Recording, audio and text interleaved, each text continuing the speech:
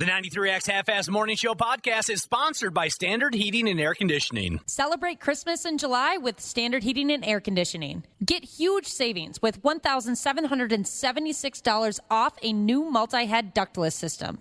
Visit standardheating.com to discover all the goodies in Santa's bag. The 93X Half-Ass Morning Show. 93 Well, good morning to you young whippersnapper. Wake up and greet the day. Today's Friday. It's been a long week. This would be a telephone conversation between the PR man and Abe just before Gettysburg. Hi, Abe, sweetheart. How's everything, kid? Listen, Abe, I got you. Know what seems to be the problem.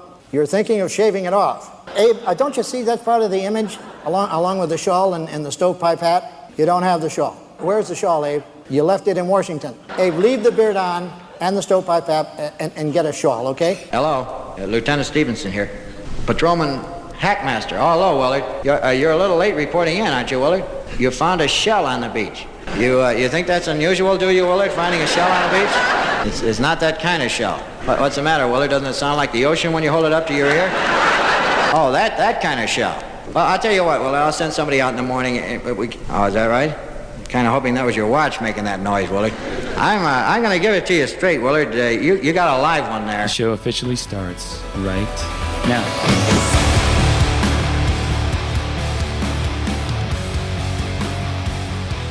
Well, damn. Welcome, everyone, to the 93X Half-Ass Morning Show. You know, I felt the world stop spinning yesterday for just a brief minute, and now I know why. One of the most wonderful and brilliant people checked out yesterday. Bob Newhart is gone, and the world is a darker place without him. I have a lot of sentimental feelings about him. I mean, he was one of those comedians where the whole family could watch. You know, we watched his shows.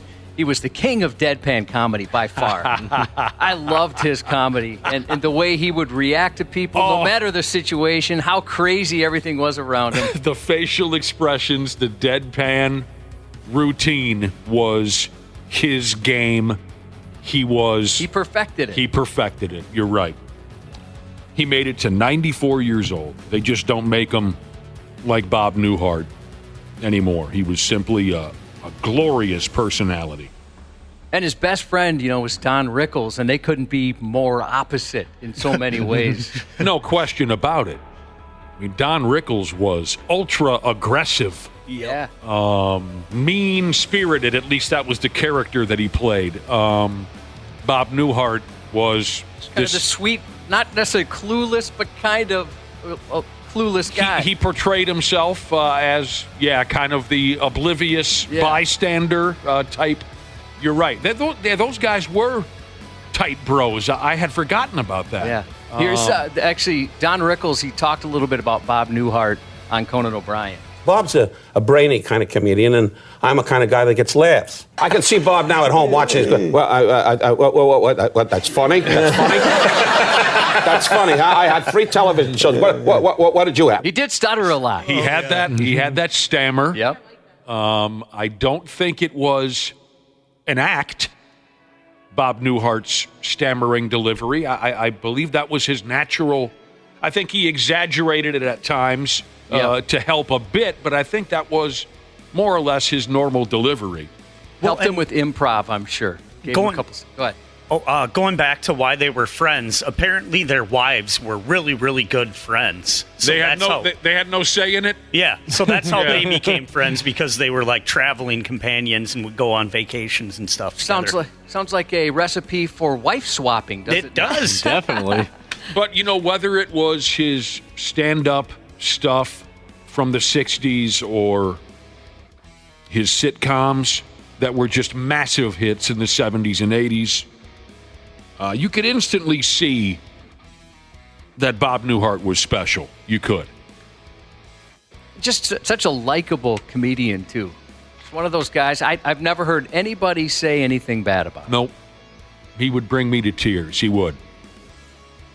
And there aren't many from that era left anymore. No, I mean, he made it a long time, 94. 94 is a hell of a run. Well, Carol Burnett is still around. That was another one that the whole family could agree on, Carol Burnett. Terrific. I mean, her show in the 70s when I was growing up was just terrific. I I gravitated to Tim Conway. Tim Conway is still around, is he not? As far as I know. Help me out with that. Harvey Korman is dead, but Tim Conway, is he still around? Nope, he's dead. For Christ's sake. He did just a couple years ago. Yeah. You mentioned Don Rickles. He's gone. Dick Van Dyke is still alive. Yep. And don't get me wrong, I'm not asking these people to go on tour. They're in their 90s and such. I'm just... Dick Van Dyke is 98. Wow. Yeah. I'm just wondering how many from that era. Well, Carol Burnett's got to be in her early 90s. 91.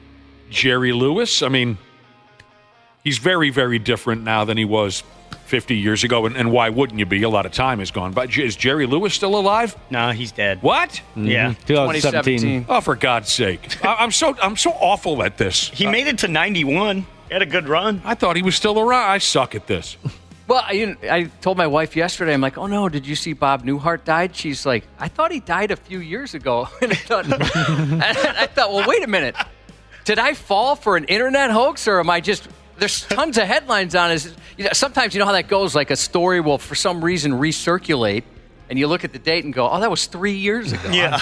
How did I screw that up? And you know what? Bob Newhart would have enjoyed that routine had he seen it played out, where you definitely. say, did you hear Bob Newhart die? And then your wife says, I thought he died a few years ago. Oh, actually, so I was going to save this for the news, but there is, in 2019, Ben Stiller did a bit like that, where he's showing some wax figures of celebrities who have passed, great comedians, and he mentions Bob Newhart.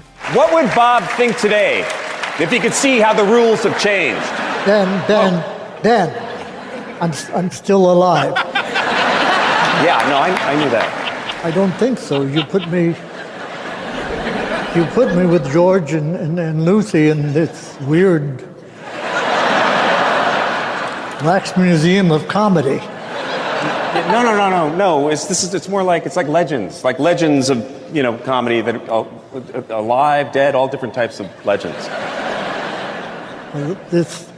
This legend is going to kick your ass. That's incredible. I missed that. Was that an award show or something? Yeah. Yeah, at the Emmys. So he had a wax figure of George Burns, I'm guessing? Yep. And Lucille Ball, and then Bob Newhart, and the sumbitch was Hey, still if only Bob could be here to see this. I'd love to know what he thought about this. Oh, man. Well, thanks for everything, Bob Newhart. I'll be damned. Thanks for everything. Yeah, it made me want to go back and watch his shows. Oh. Kind of get into it, show my kid. Yeah. And you can do that, but I'll tell you, here's the good news, Josh. You can do that pretty easily these days. Yep. Sure, find it somewhere. What else is going on around here? It's Friday. It's 93X Rock. It's early in the... What do you got cooking this weekend, Cubby? I'm taking one of the wheels off my new bicycle, and I'm going to start unicycling in Bemidji. Dude. Good for you. Wow. That's a loaded weekend. Yeah, it is. Yeah, it's going to be... It's big. See, you guys don't even know about this kind of thing. No, you don't. That's where we should have taken today off, Josh, and the two of us should have gone up to Bemidji. Because, what does it say here? The world's best unicyclists are battling to the death for the next week in Bemidji. Starts on Sunday, goes through July 26th. You're not kidding. The world, from all over the world, the unicyclists who can do it better than anybody else. What does this say here? The event's called Unicorn 21. It's the Unicycling World Convention and Championships. This event has been held in South Korea and France. How the hell did Bemidji land this deal? They actually, on their website, the Unicorn 21, they have a whole list of reasons why they chose Bemidji. They talk about it being beautiful. Oh. They talk about like a college town. They talk about the weather that's perfect this time of year for indoor and outdoor unicycling. I'm going to do the artistic stuff. I mean, there's artistic. They're playing unicycle hockey. You'd be great at the artistic side of unicycling. I thought that would be my strength. Where you present a dance, there's a song in the background. Maybe you've got some ribbons. Yeah, I was going to say ribbon dancing with it. For me, it's the outfits. I mean, when you're playing the unicycle basketball, they've got that too. You just got your... I dress in a basketball outfit essentially every day. So I really want to have some flair. You do. I've never heard of this. And when Cubby passed me this article about the Unicycle Showdown, the World Unicycle Showdown happening in Bemidji this weekend, I couldn't believe what I was reading.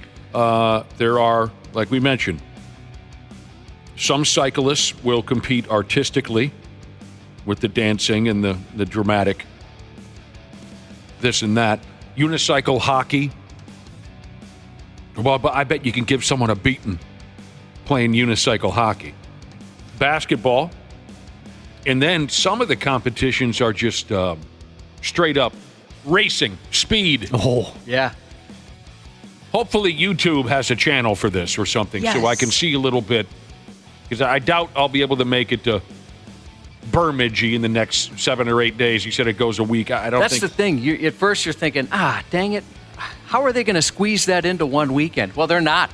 You need a whole week to get that. Oh, wow. To get that in. Yeah. It's not just one weekend, kids. We're going all weekend. I mentioned before when my oldest, when he was younger, and they still might have it, but at the time, one of his buddies was in the Egan Unicycle Club, and I'd see him every once in a while, these guys unicycling around Egan together. Wow. One of them had one of those double-deckers. That's sweet. Had to stand out, you know. A regular unicycle wasn't attracting enough attention. Wasn't going to do. No. Has anyone ever been on one? Nope. Tried it a couple times, yeah. It looks terrifying. I've tried to get on one, but it's hard. How was really the hard. taint afterwards, Nick? I was a young man. I think my taint could take a beating, more punishment than it would be capable of today. Because I bet you have to have a strong core and some powerful legs to keep your taint safe. Yeah. With experience and time. Could you get up on it? Could you get any pedals? No. And I wish I would have had more time to try. This is years ago, and just horsing around. I never gave it my full effort, and I would like to. I really would like to someday get around to becoming a unicyclist. Just think, had you put a little more effort, you could be in, as you say, Bemidji this weekend at the World Championships. I want to show you guys what I can do on a unicycle after I drink a bottle of UV blue vodka. Not that again. Yeah, we're not going. That can be the end of that. I didn't mean to bring us back to that. Just a trail of blue. Box tossing Jesus said in school he had a friend who would ride his unicycle to school. Right. Our gym teacher in elementary school would break his out in the gym to impress the kids every now and again. At a certain age, now don't get me wrong, I'm genuinely interested in this event. This is because I can't believe it really exists. But at a certain age, your gym teacher, if he or she could do that would be awesome. Oh, it was really cool. It would get the kids we'd all get really fired up and excited. Well, ain't that something? The Unicycle Showdown for all of planet Earth.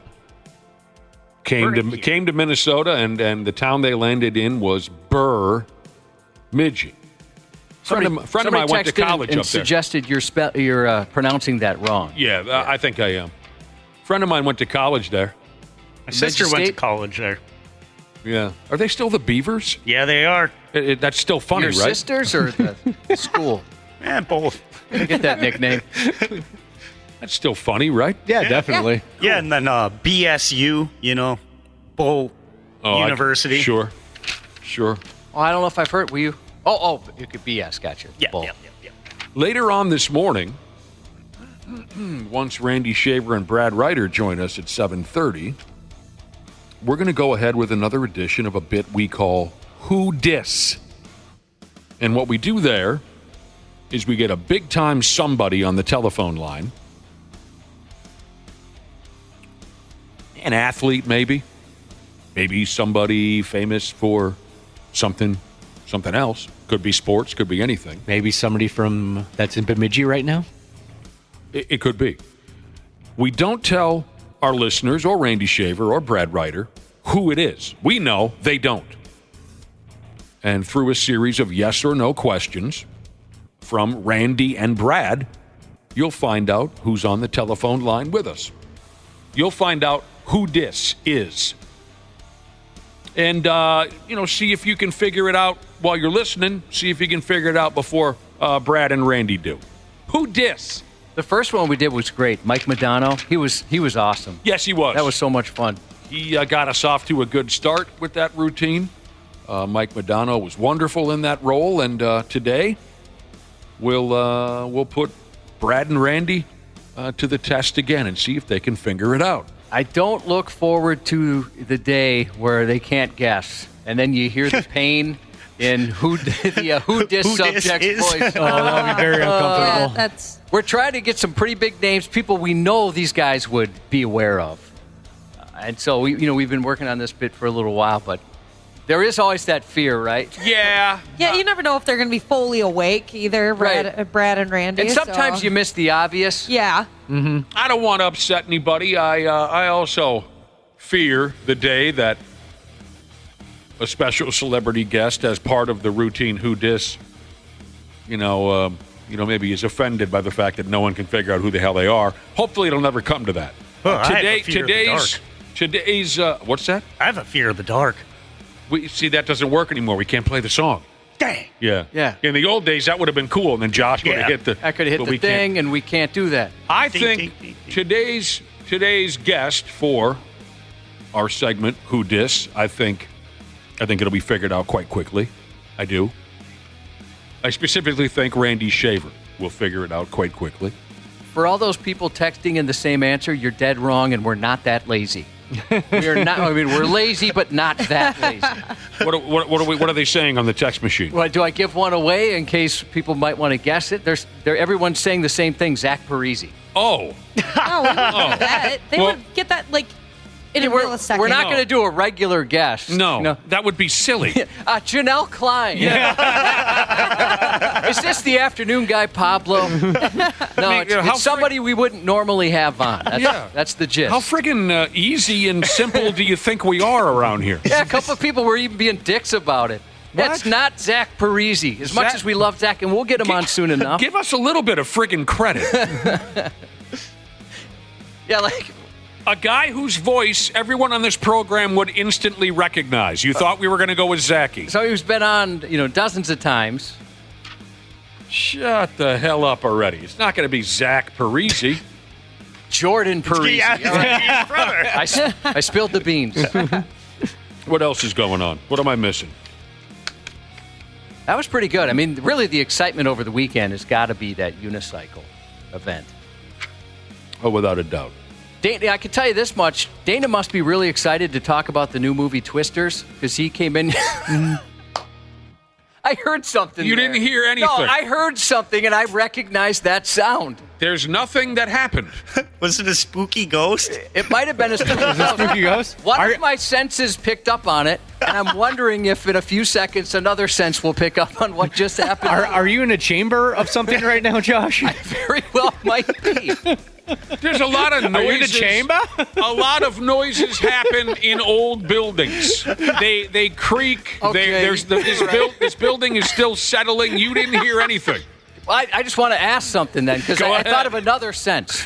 I heard my ears picked up something. Yeah. And I saw you lean to one side at the same time I heard this noise. I was trying to hear you better. I was pointing my good ear at you, and in order to point my good ear at you, I have to lift my body off one cheek to one side. All right. Well, you know what? I guess I jumped to a conclusion, and I apologize. That's twice you've done that. I know, and I'm sorry. All right, I'm guessing when he was leaning his good ear towards you, the chair, must have moved and might have made a sound or something like that. It could have been. That makes sense, Dana. You're right. I'm sorry. That wasn't right of me to assume you did something that you just didn't do. It's early. It's been a long week. I ain't mad at you. Here's another guess coming in on who our mystery guest will be this morning as part of our segment called Who Dis. Is it going to be Marcus Foligno? No. Not Andrew DePaula. Again, oh, God. That's not kind of what this bit is. It's supposed to, oh, cool, that guy. Oh, it's Dick Bramer. I mean, not that those aren't great guests. We love having them on, obviously. But, it's not going to be something you've heard over and over and over. If we're going to have a regular guest on this program, we will just introduce that regular guest. So anyway, you were saying something about Dana. Big Rig Fenders Jesus, by the way, said, I guess there's kind of been an infestation of barking spiders, and maybe that's what was in the studio. Could be it, yeah. Yeah, I did feel something crawling up my leg. So Dana comes in studio today, and he was very excited. He told me before the show, hey, throw it to me when you talk about Twisters because I saw it. So you must be pretty excited about the movie Twisters. It was really, really good. I've read many, many reviews saying the exact same thing, and I rarely go to theaters. I went to Top Gun Maverick, and before that, I don't even remember the last movie I saw. It could have been like one of the, oh my gosh, what's the one with the blue people? Avatar. Could have been one of those movies. And I think I'm going to see Twisters. Come on with this, it was really good nonsense. Well, I mean, Glen Powell's in it. Oh, I love Glen Powell. He is so just insanely charming and fun. He's not bad to look at.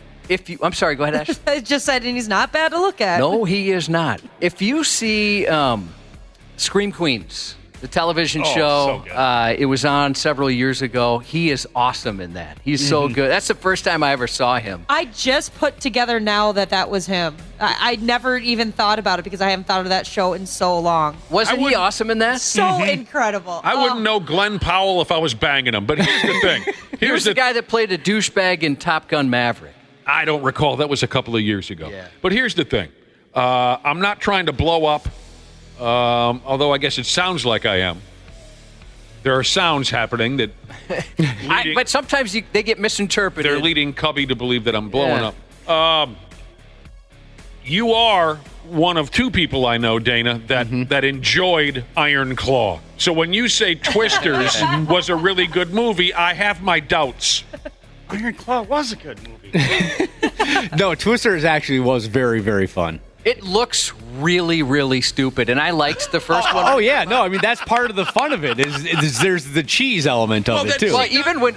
Dana, remember when we watched the trailer, and we both agreed, that looks dumb. Uh-huh. The trailer, you're saying, didn't do it justice, and that's kind of what the reviews I saw said. Okay. So, we got to be clear here now, Dana, because...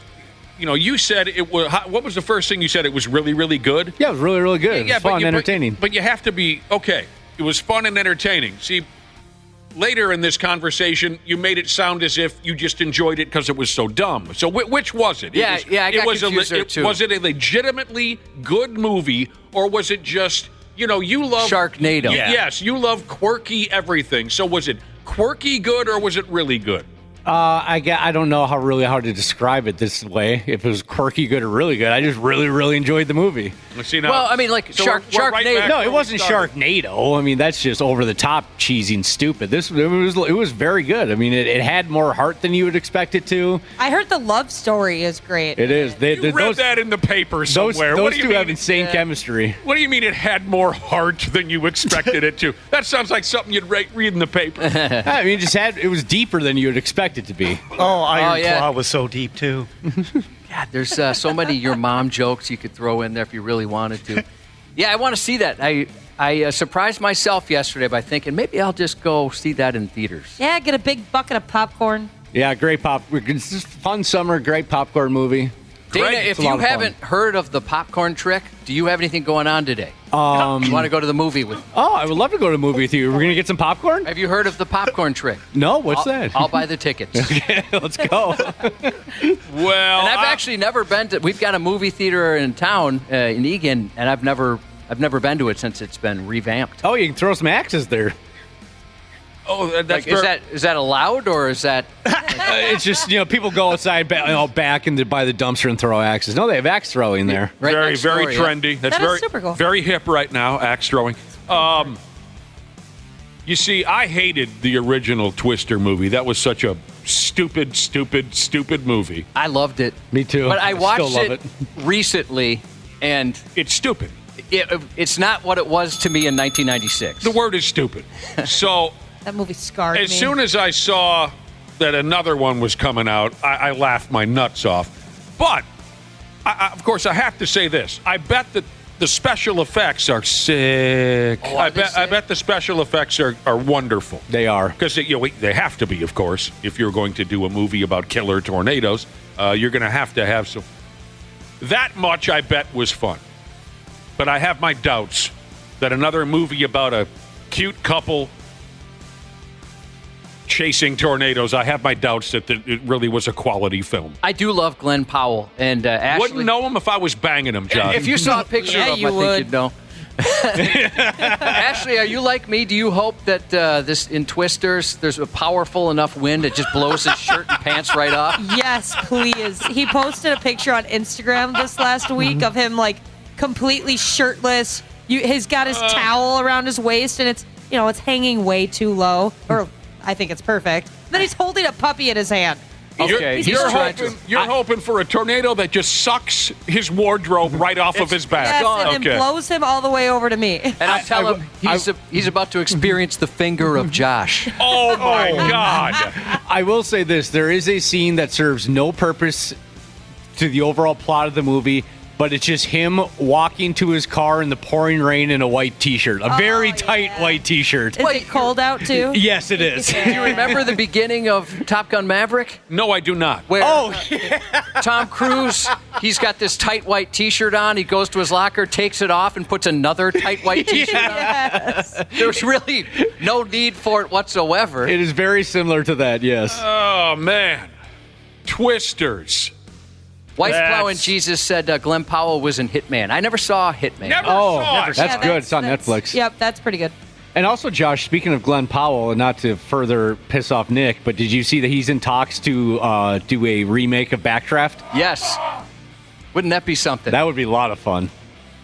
Wouldn't know him if I was banging him. This Glen Powell. Can you imagine you're banging him and he's like, yeah, I'm Glen Powell. You'd be like, no S. Really? My friends were just talking about you. Really? Is that really? I learned something about him yesterday, kind of getting ready for the news today.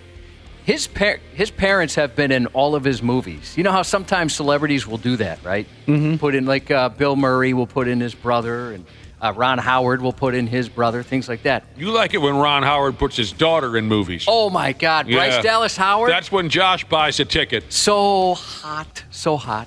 Glen Powell, whoever he is, he puts his parents are in his movies. That's pretty super cool. Sweet. Yeah, I love that. He said there's a rodeo scene, and about halfway through it, you see his parents right behind him. I don't know. Did they stand out in any way to you, Dana? Was there some people right behind him that? No, I mean it was a big crowd shot of them sitting there watching the rodeo. I didn't notice anyone specific. I'll have to go, but when I see it again, because I will, I'll have to check that out. You're kind of like a little. Well, in a lot of ways, you're like a little kid, but that's one way. I've noticed kids, they want to watch the same movie over and over and over and over again, and you're like that, where you'll see a movie in theaters more than once. Yeah, I am like that. That's cool. I wish I had that like amount of interest in anything, Dana. I'm jealous. Outside of comedies, I can't really do that unless it's been decades since I've seen it. Yeah, there's something comforting about the familiarity of something that I enjoy. Glenn Tipton, that's who they should have got to star in Twisters, not Glen Powell. Oh, boy. Glenn Tipton. I'd like to see, boy, just a light wind could knock him over nowadays, but I wouldn't mind seeing him. Yeah. I'm going to call Hollywood and say, you hired Glen Powell when Glenn Tipton, for you younger people, he's one of the guitar players in Judas Priest. Anyway, Glenn Tipton should have been the lead character in Twisters. Snot Rocket Jesus doesn't like Glen Powell. I wouldn't even know him if I was banging him. Yeah. Go watch Scream Queens. Snot Rocket Jesus. Let me know if you feel the same way. Grilled cheese Jesus would, hold on. Grilled cheese Jesus, that was a lot tougher than it should have been. Yeah, he did that on purpose. He said Glenn Perkins. He'd like to see, have a Minnesota Twins connection in there with Glenn Perkins. Glenn Perkins should have been the lead role in Twisters. Not whoever this Glen Powell guy is. Maybe he's starting to piss me off, I'll tell you that. I don't even know the guy, and he's starting to piss me off. Well, what if you were banging him? Would you know him then? I wouldn't. You wouldn't even know him? Nope. Wouldn't know him. Nope. Can you imagine if Glenn Perkins outthrows a tornado as far as he throws? That could be a scene where he throws a baseball further than a tornado's wind could toss it. He throws it across town and rings it upside a farmer's head to alert him of an oncoming twister. Yeah. It races a cow flying through the air. The farmer picks up the baseball and it says, "Look to your left, dumbass.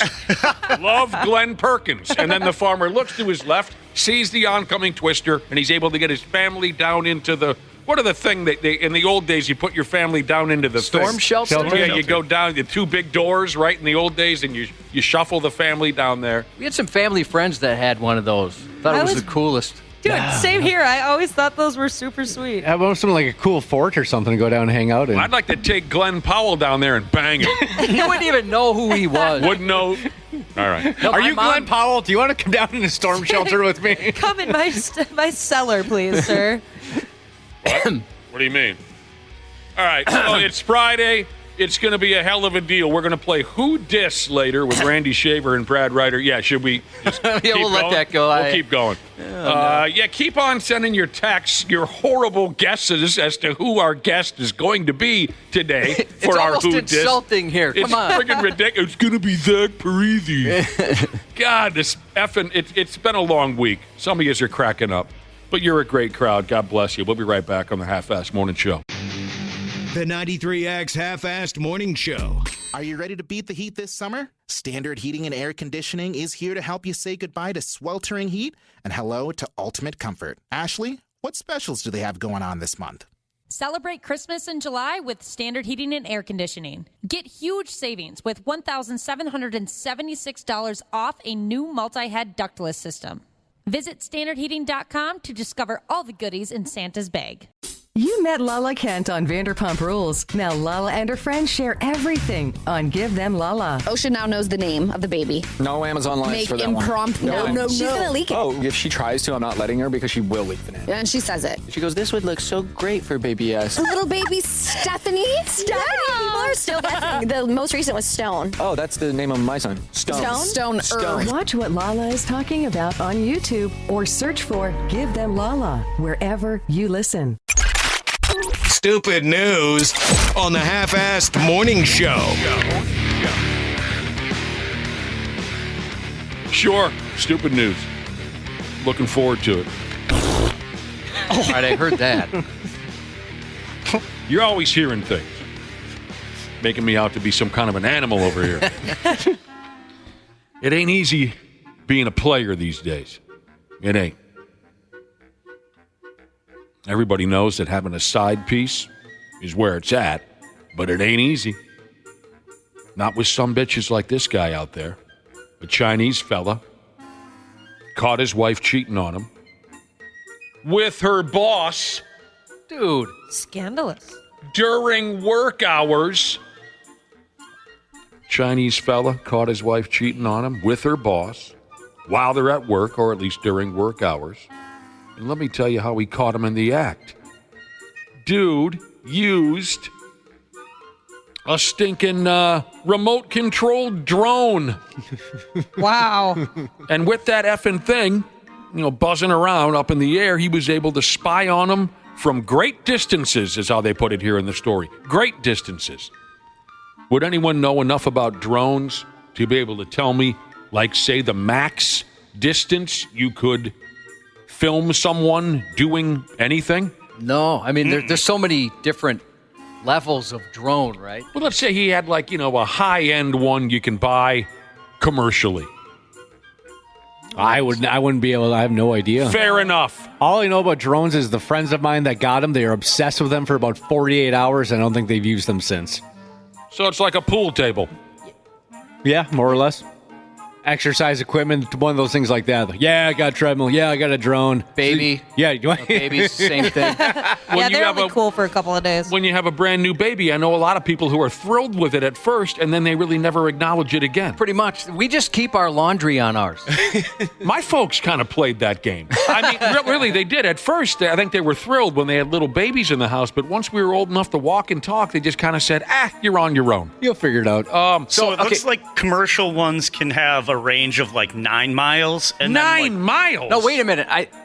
Maybe I misunderstood. I thought the question you were asking is how far away can the camera see? Yeah. Yeah, they can go, right, 10 miles, some of them a little longer as far as where they can fly. Yeah, the big winged ones can fly up to 62 miles. Like Tubby said, I'm talking about what's the max distance I could spy on, say, a female listener that I might have a crush on. What's the max distance I can spy on her with my damn drone?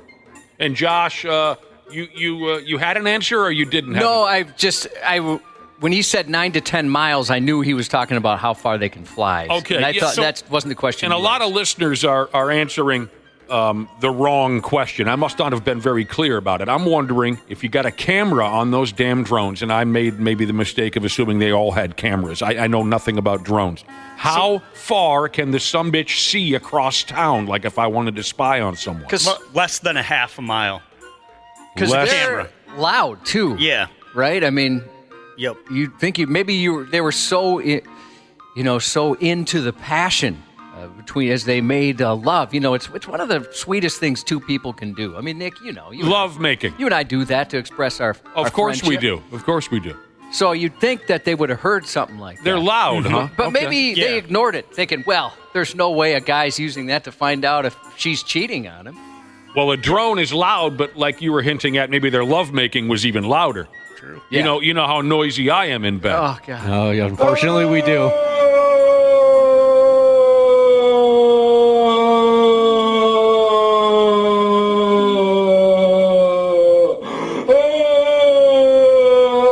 And right there, that audio of me orgasming, on that particular night, I had a bit of a sore throat. You did? Oh, yeah. Wow. I would think it'd be afterwards. And I still hit that level. You know what I'm saying? So here's this guy spying on his woman, his wife, with his drone. And he finds out she's banging the boss. The poor bastard who got cheated on, I'll tell you right now, he goes by the name of Jing. He does. If you ever meet him, just call him Jing. Because it's his name? Yep. My name Jingling. You call me Jingling. What movie? Life. Eddie Murphy, Martin Lawrence. Oh, I didn't see that. 98. Good? It's Eddie Murphy and Martin Lawrence. I mean, that's a great start. So it's good in that aspect, but also it's a little too long. I enjoyed the movie just because I like Eddie and Martin so much. But what's his name? He's dead now. Don't tell me. Bernie Mac plays a character named Jingling. Oh, I love Bernie Mac. My name is Jingling. That guy, he was so good. Bernie Mac was very funny. God rest his soul. I keep going off on tangents here. The guy's name was Jing. He had a feeling that his old lady was getting folded on the side. He could tell something or another was up. His wife was acting different.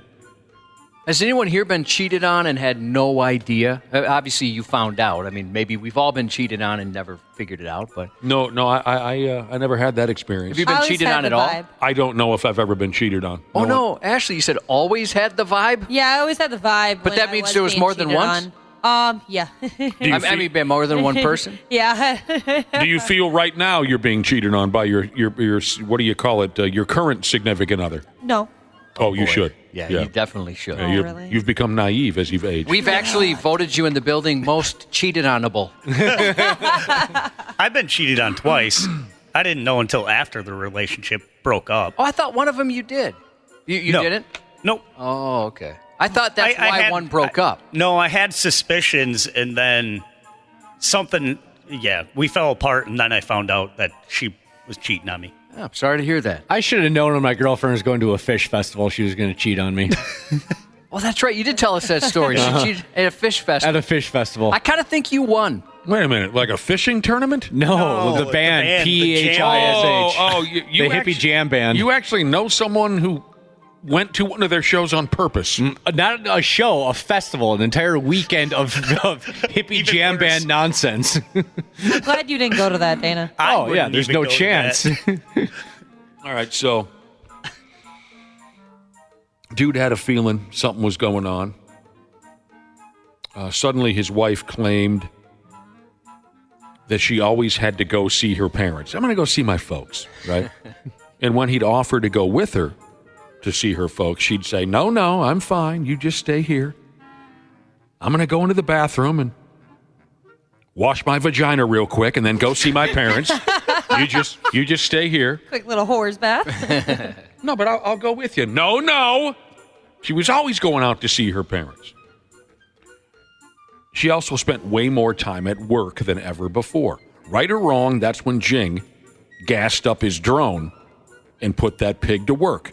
He would drive on over to her workplace and then fly the drone to survey the area without risking being spotted by his wife or her co-workers. He would be sly about it. He had to be. One day, while driving that drone ski, he spotted his wife leaving the office is how you say it, leaving the office with some dude. Says here his wife and the dude drove away in a car to a remote mountainous area. And all the while, he's following them with this friggin' drone. The drone sees them holding hands and then walking into a house. They disappear in the house. They come back 20 minutes later, tucking in their shirts and whatnot.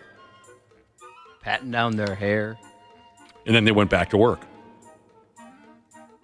You know what? Someday I'd like to have a relationship like that with our boss. Take 20 minutes away from work, have sex, come back to work. Yeah.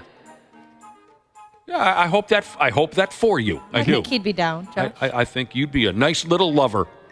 You know, he is that kind of laid back of a guy. Hey, is there any chance you and I could just take 20 minutes to have sex, once a day? Be like, all right, I guess so, sure. He might. He'd be a sucker not to, because I think you'd be a snazzy little side piece. I appreciate that. So the strange dude that was off in the mountainous region, ducking into that house with his wife, ended up being his wife's boss, who had recently given her a promotion. Oh. I never even considered that. Pretty soon I'll be the assistant program director around here. And who doesn't want that gig? Who doesn't want the gig? Assistant program director. I had it for 6 whole months. I couldn't handle it. This job sucks. So the strange dude banging his wife ended up being his wife's boss, who recently gave her a promotion. The boss's wife also worked in the same building. The balls on that guy, huh? Yeah, man. He's banging the boss. He's banging one of his co-workers, and his wife is right there in the same building. So after all this, Jing, he says he's going to use the drone video to divorce his wife's cheating ass. And after that, he says, next stop, Whore City. Go get him, Jing. Yeah. You've earned it, Jing. Get some. That's what you got to do. It's Whore City from here on out for Jing. I don't know if I'd go through that much work to find out if my wife was cheating on me. That's doing I got to too much. buy a drone. I got to learn how to use a drone. And then I got to just fly this thing around until I catch them, and then what? And just think, all that time spent buying the drone, learning how to use it, catching her cheating, you could have been in Horse City. Yeah, well, I got to make sure she's cheating first. Because if Josh goes to Horse City, there's no turning back. But Yeah, if she's cheating on him already, then he has every reason to visit Horse City. I don't know, Josh. I think you would go through an effort to find out such things about your old lady. I don't think so because, it's a relatively simple process. It's like when you ask a cop if they're a cop and they have to tell you. I think if you ask someone 3 times and the 3rd time, they have to tell you the truth. Okay. That's the law. It's Yeah. the law. So just ask him. Well, 3 times, yes. 3 times. You know how sometimes around here, by the 3rd time we ask someone, the truth comes out? That's where it's the exact same thing. Mm-hmm. We have had to do that quite a bit around here. We should just skip the first 2. Go, okay, we're just going straight to the 3rd. Mm-hmm. I know Josh loves the stories where a derelict's criminal activity lands them in the absolute wrong place at the wrong time. I know you love that routine. And this next story has that vibe to it. 3 teenage dildos in New Zealand have been arrested after breaking into their local horse racing track. And they just happened to break into the joint on the day that police dogs were being trained by the police. They suck. awesome. Yeah. That is so awesome. That sounds like an excellent way to have an arm torn off at the elbow. There's nothing that gets me more jacked when I'm watching like live PD or cops when they bring out the dog and the dog just latches on. It's the best part. The local cops say that the Jag-Off kids busted into the main grandstand at the horse racing track in broad daylight. They were easily spotted and arrested without incident. Lucky for them, nobody called the dogs down on them. The stupid idiot kids were 15 and 16 years old. and they're headed off to Juvie Hall. I know 2 cops who did the canine routine for long stretches of time during their careers. One loved it, the other hated it. Oh, it surprises me because it seems like the guys that do that absolutely love it. Yeah. And there's plenty of cops that are hoping to do it at some point. The cop who hated it, when I asked him, because I was surprised when I heard that, I said, well, you got the dog, you know, what was there that you, what was happening that you hated? And he said, how would you like to inhale dog farts every day for 5 years and constantly be pulling dog hair out of your mouth while trying to do your job? And it kind of made sense to me. He couldn't wait for that damn dog to retire. He couldn't wait. You know, Wapple, the timing of this is perfect because just yesterday I got an email from the Pine County Fair. Oh, and I love them. They're going to be doing a canine demonstration, Hazard and Chaos, right? A couple of the sheriff's canines.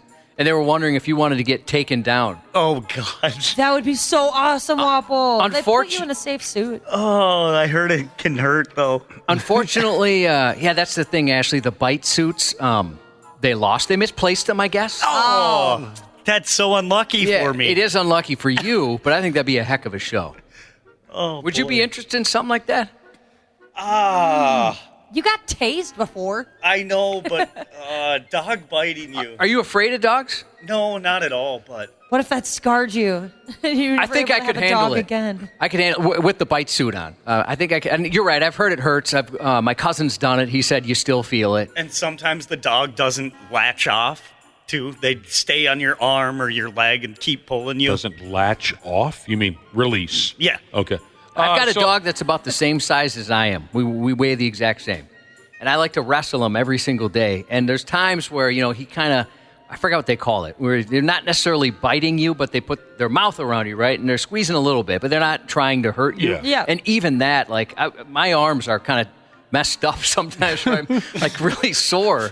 So they're looking for someone at the Pine County Fair to put on the attack suit or whatever they call it and let the canines tear them limb from limb as part of a demonstration. Yeah, and they have the ability to mic you up. So they wanted to mic you up. Look at it this way. I know it's kind of nerve-wracking to think about putting yourself in that position, Josh, or your name is Wapple. But think of it this way. You're single now. You're going to Pine County. You're going to get laid. Heck yeah. Oh, especially if they see you get bit by a dog like that dude. And did you hear? You don't need Hazard and Chaos. You faced them. Oh. By the way, Wapple, I'm gonna need you to put on some baloney pants. Some baloney undies. You're almost guaranteed a 6-1-2er like yourself, Wapple, going up to Pine County for a weekend in the summer. You're going to come out of there with a girlfriend who has 3 or 4 kids. That's what I'm looking for. Road rage. You want to talk about road rage real quick? I can help you with that. It can take many forms. Some forms of road rage can be much, much more dangerous than others, much more harmful. Do you guys know any road ragers? My Yeah. dad kind of was. Oh, yeah. And you know what? My mom gets really pissed easy behind the wheel, too. My twin brother. It's still? I haven't been in a car with him for a stretch of time, but I doubt much has changed in the last number of years. Oh, God, yes. And he admits it. He over the weekend, he told a road rage story. Really? Is he like the initial aggressor, or is he like he's responding to somebody else? Do you know? In his mind, he's responding to somebody else, but I've been in the car with him where the somebody else didn't seem all that bad to me. Do you see what I'm saying? Sure. He reacted, "Oh, you son of a bitch, cut me off." And the guy, I don't know, I thought that was a decent move. You know what I'm saying? In his mind, someone's always doing something to him on the road where, in my opinion, well, that didn't look so bad. And, you know, sometimes it can be frustrating, but somebody might have just made a mistake. I mean, it was not on purpose. They weren't trying to be aggressive or a jerk. It just... Right. I know I've done that. I mean, I had a situation. What was that noise? I heard something. You didn't hear anything. Every time you lift like a cheek and I hear a noise. I have an ingrown hair. And you had a face that was straining a little bit. Like something was bothering you. You're seeing things. Okay, I'm sorry. It's been a long week. Very accusatory this morning. This wasn't on the road. That smells weird. What is that? It's weird. It kind of smells like what you told me you had for dinner last night. Is something coming through the vents? Of road rage. So this isn't necessarily a road rage situation. I know I've had it where I made a mistake and I felt terrible about it, right? You give them the wave like, I'm an idiot, sorry. But I had this I was walking into Petco the other day, and there was a work text from our podcast guy, right? And I'm reading it, and I was kind of engrossed in it and didn't realize I was so zoned out, I almost walked into this lady, right? And she looked really annoyed. And I felt terrible because I know that's got to be annoying. Some dork is just engrossed in his phone, not paying attention to what he's doing. And usually I try not to do something like that. For whatever reason, it was kind of a text that required a pretty immediate response. Yeah. So I was into it. And she was very intimidating looking. She had these big dreadlocks. She looked at me like she was going to beat me up, and I felt absolutely off. Yeah, my twin brother is a road rager.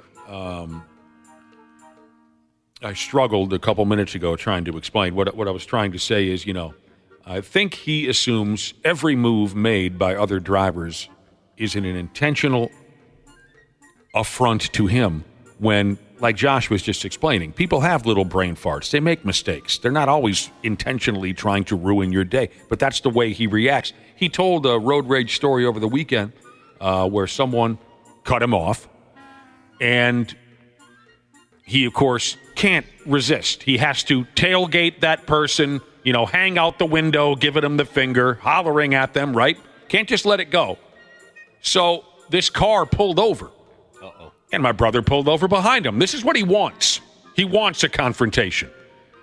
And my brother walked up to the guy's driver's side door and let him have it verbally. And the guy got out of his car. And the guy was like 6'8". Oh, no. 295 pounds. And your brother's a big, intimidating-looking guy. He thinks he's intimidating. He is a big guy. And he said to himself, oh, Christ. Oh, no. I finally bit off more than I could chew. Luckily, the 6'8", 295-pound guy was very docile and apologized for his move. But there's one other, and so that didn't end in tragedy.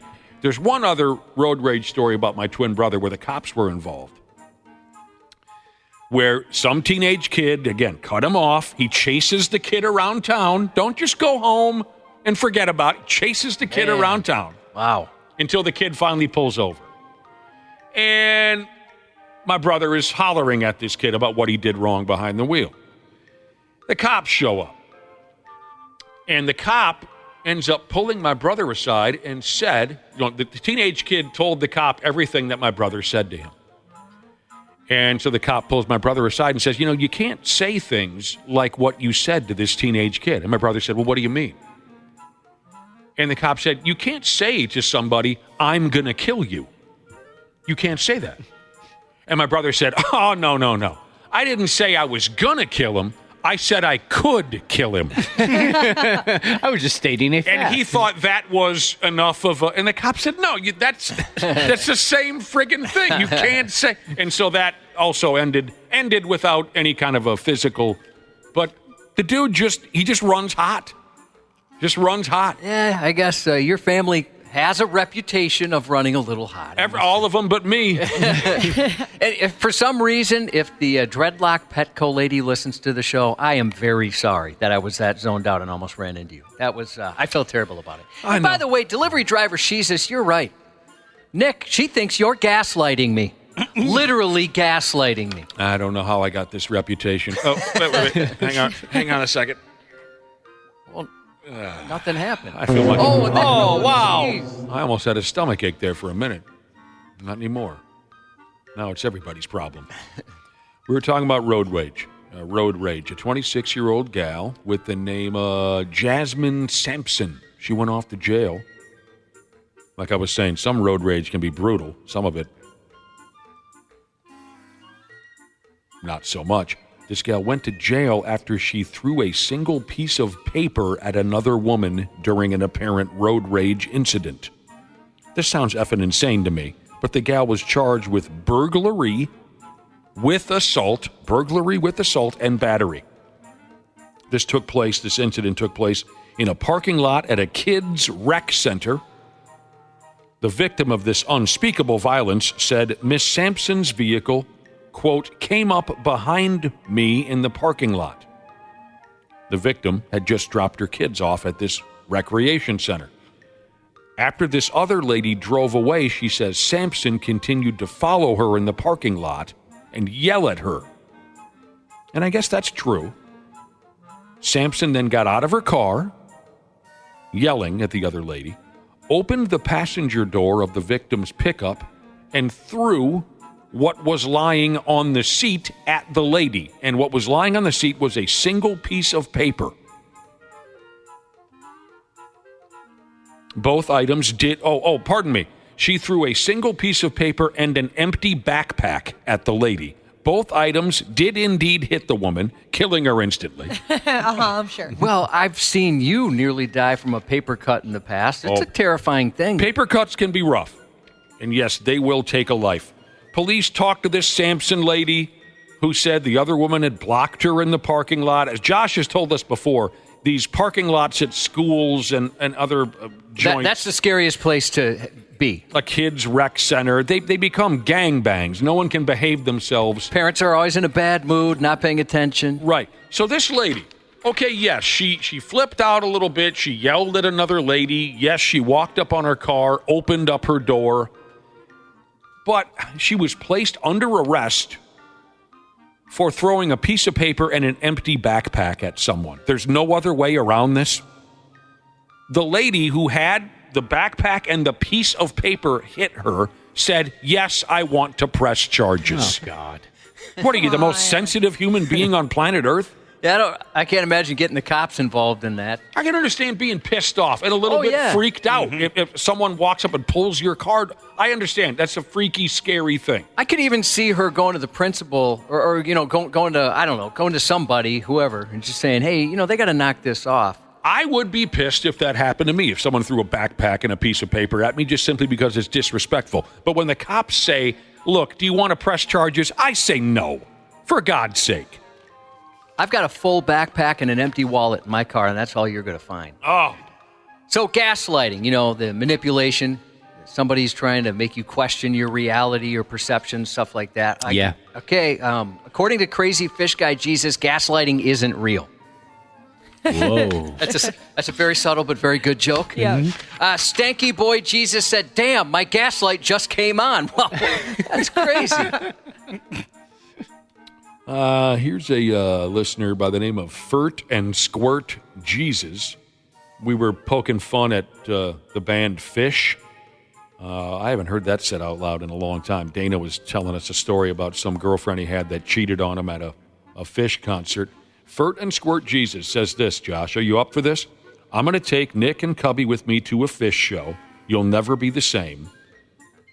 Oh, he says, I'll take you, but 93X has to buy the tickets. Okay, well... and he wants VIP tickets also. But he says if we go to a Fish show, we'll never be the same again. Well, you know what? I'm willing to be wrong, and I'm open-minded. I am not. Fish, it never really grabbed me too much. Somebody texted in and said they're incredible musicians. I was surprised a girl was at a Fish show. I didn't know that happened. Maybe I don't know enough about them. Well, you better be incredible musicians if no one ever sings. Do they never sing?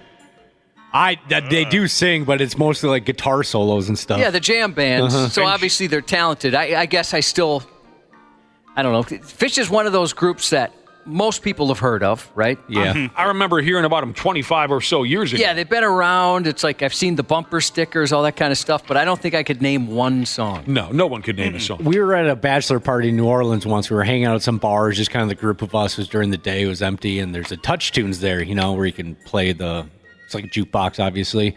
And my buddies were into Fish, and they put on some 19-minute Fish song of just jamming. They're loving it. The guy who's run the bar finally, after about 5 or 6 minutes, he goes, enough!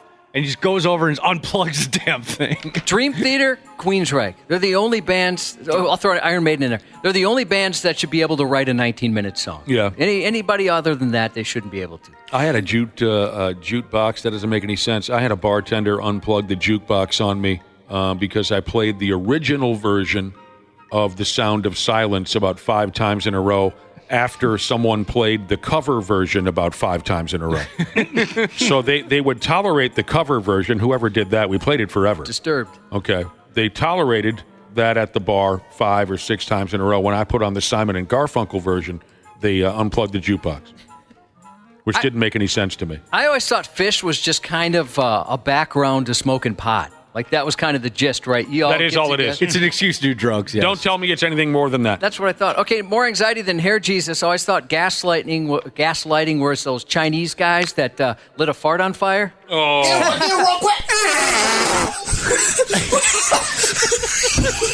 Quite the flame. Again, if you don't mind. Iwa. Do you mind? No. Yeah, I wanted to hear it again. I thought you were going to reiterate something again. Same here. Yes, Chinese butt fire.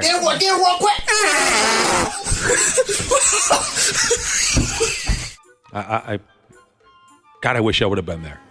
The video was good enough. I would have been. I wish I would have been there. Other bands that should be able to write 19-minute songs from the Brother and Sisterhood, Rush. There you go. Oh. Yep, they have permission. Yeah. Say Who? what? The Outlaws. They did Green Grass and High Tides forever. All right, we got to take a break. We'll be back on the Half-Assed Morning Show. Sports on the 93X Half-Assed Morning Show. You want us to call up the information about the cup again? We were discussing how did they come up with the name Cup? Well, you could drink out of it or something. I don't know what. We're going to do that. Mike Schmidt, all-time big leaguer Mike Schmidt, and another former player who had a hell of a career, John Kruk, covering a Philadelphia Phillies game the other day, and they were debating, I guess, whether or not you can drink out of a nut cup. I don't think you can. I mean, it's a cup. They say that. Well, Mike Schmidt's argument was it's a cup. Well, you should be able to drink out of it.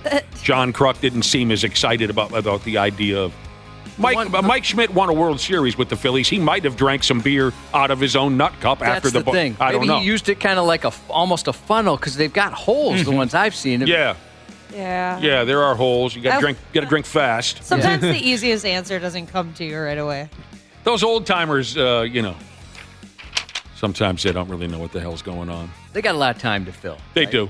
Covering a baseball game. The Twins are back finally, starting tomorrow at Target Field. They got a quick 2-game setup with the Milwaukee Brewers. Border battle, they call it, Cubby. The border battle. Tomorrow night, 6 o'clock. Joe Mauer being dumped into the Baseball Hall of Fame on Sunday. I'm going to sure try to catch that. Definitely. 12:30 on Sunday. That's around the time it starts on the Major League Baseball Network, the MLB Network.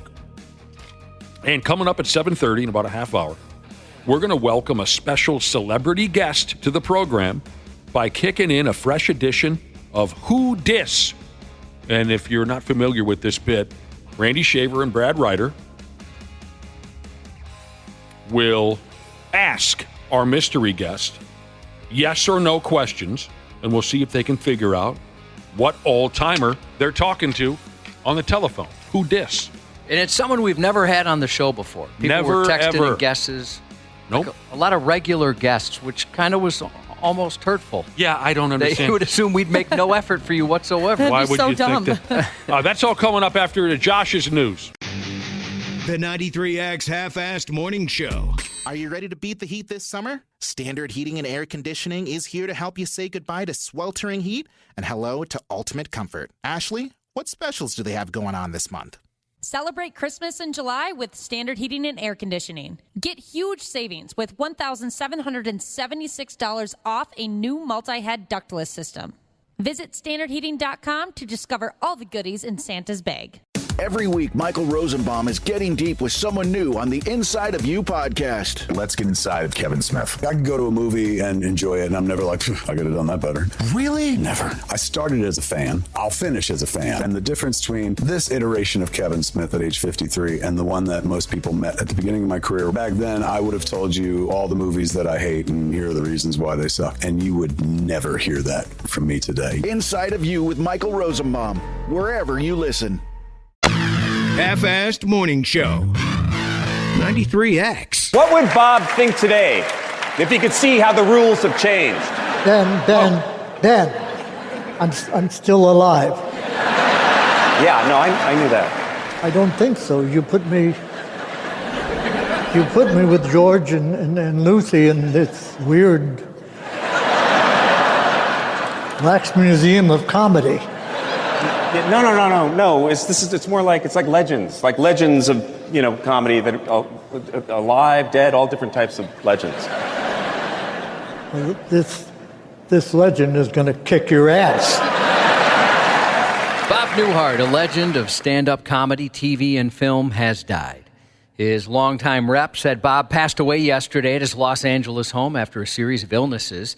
He's perhaps best known for his deadpan delivery and his two successful sitcoms. The Bob Newhart Show came up first in 1972 to 1978, and then he returned to primetime again in 1982 with Newhart, which ran until 1990. Hi, I'm Larry. This is my brother Daryl. That's my other brother Daryl. I'll tell you what, we did that bit around the house quite often. Quite often. The series finale has been hailed as one of the most memorable in TV history, as Bob wakes up in bed and realizes the whole 8-year run had been a dream sequence. Honey, you won't believe the dream I just had. But don't you want to hear about it? What is it?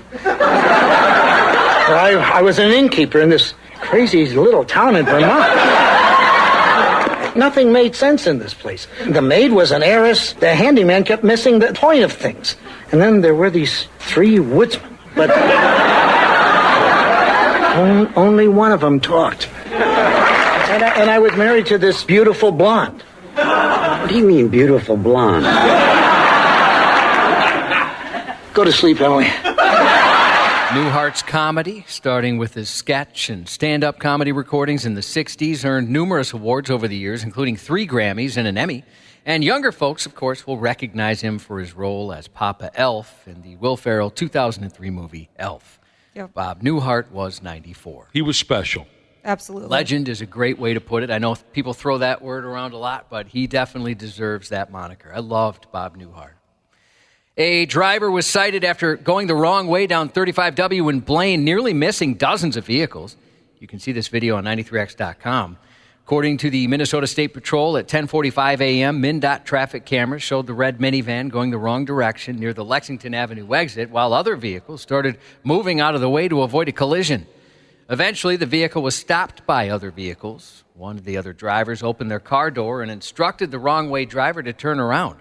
The camera captured them making a U-turn and going the correct way on the interstate.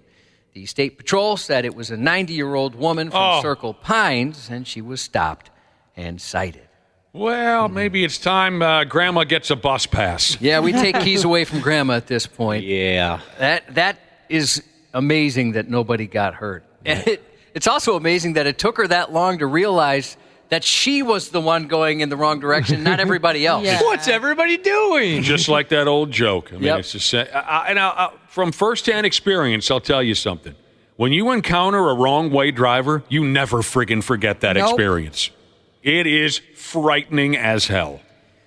3 11-year-old girls in Kent, Washington are being hailed as heroes after thwarting an alleged kidnapping of their 6-year-old neighbor. In a statement Wednesday, police detailed receiving a 911 call from a witness who observed a man attempt to take a young child. After the suspect was detained, 3 11-year-old girls told police they were walking toward an ice cream truck when they noticed their 6-year-old neighbor being held by an unknown man, gripping her wrist. The child looked afraid and was telling the man to let her go. The kids went to get the ice cream. I thought he wasn't a stranger at all. Like, he was a normal person. He gave the toys to the kids. He was like, I think, pretending that he isn't a stranger. Later, the child's parents confirmed to police the suspect was a stranger. Police said the girls began recording on their phones and approached the man. He picked up the child and tried to walk away, but they intercepted him and asked if he knew the girl. He claimed he did, but the little girl shook her head in denial.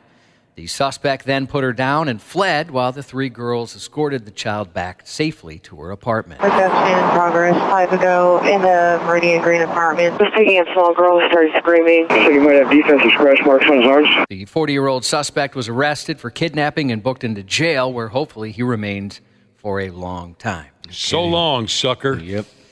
Turns out the emperor and his helper need new clothes, as a Florida man who claimed to be the emperor's helper had none. Following recent reports about a male intruder sleeping inside an apartment complex stairwell, an officer on foot patrol found the suspect standing inside a common room around 3 a.m. Wednesday, as disgustingly naked as Dana is when he sleeps. The arrest report said 44-year-old Gregory Gornell was fully nude and told police he was staying at the facility because he was the Emperor's helper. He reportedly told an officer the building, an independent living community for residents over the age of 62, was under new management, and that the Emperor told him he could stay there. Twice he mentioned the Emperor. Yeah, he's the Emperor's helper. Okay. Gornell, who had previously been trespassed from the building, was asked how do I get in contact with the Emperor, the cop asked him, to which he advised that such royal outreach could be done, quote, through the electric lines. Gornell allegedly has previous convictions for cocaine possession, theft, marijuana possession, trespass, and possession of drug paraphernalia. He has little idea what he's talking about, doesn't he? It sounds like he's a little out of it. All right. Maybe slow down on whatever it is you're ingesting. A 34-year-old Ohio woman was convicted after making hundreds of fake 911 calls, tying up emergency services to such an extent it resulted in the death of a guy. 911, what's the nature of your emergency? Keisha Kennedy had been effectively using local first responders for her personal entertainment for ambulance rides to the hospital, authorities said. Since 2020, she called 911 almost 400 times. The effect of Kennedy's behavior was felt throughout the community, particularly because first responders were unable to respond to actual emergencies. For example, paramedics were unable to respond to a real call involving a person unable to breathe because they were transporting Kennedy for a fake call. Good Lord. Sadly, that person with the breathing trouble died. In another case, the fire department was understaffed for a fire due to personnel attending to Kennedy. The calls continued, despite doctors repeatedly informing Kennedy she had no medical issues.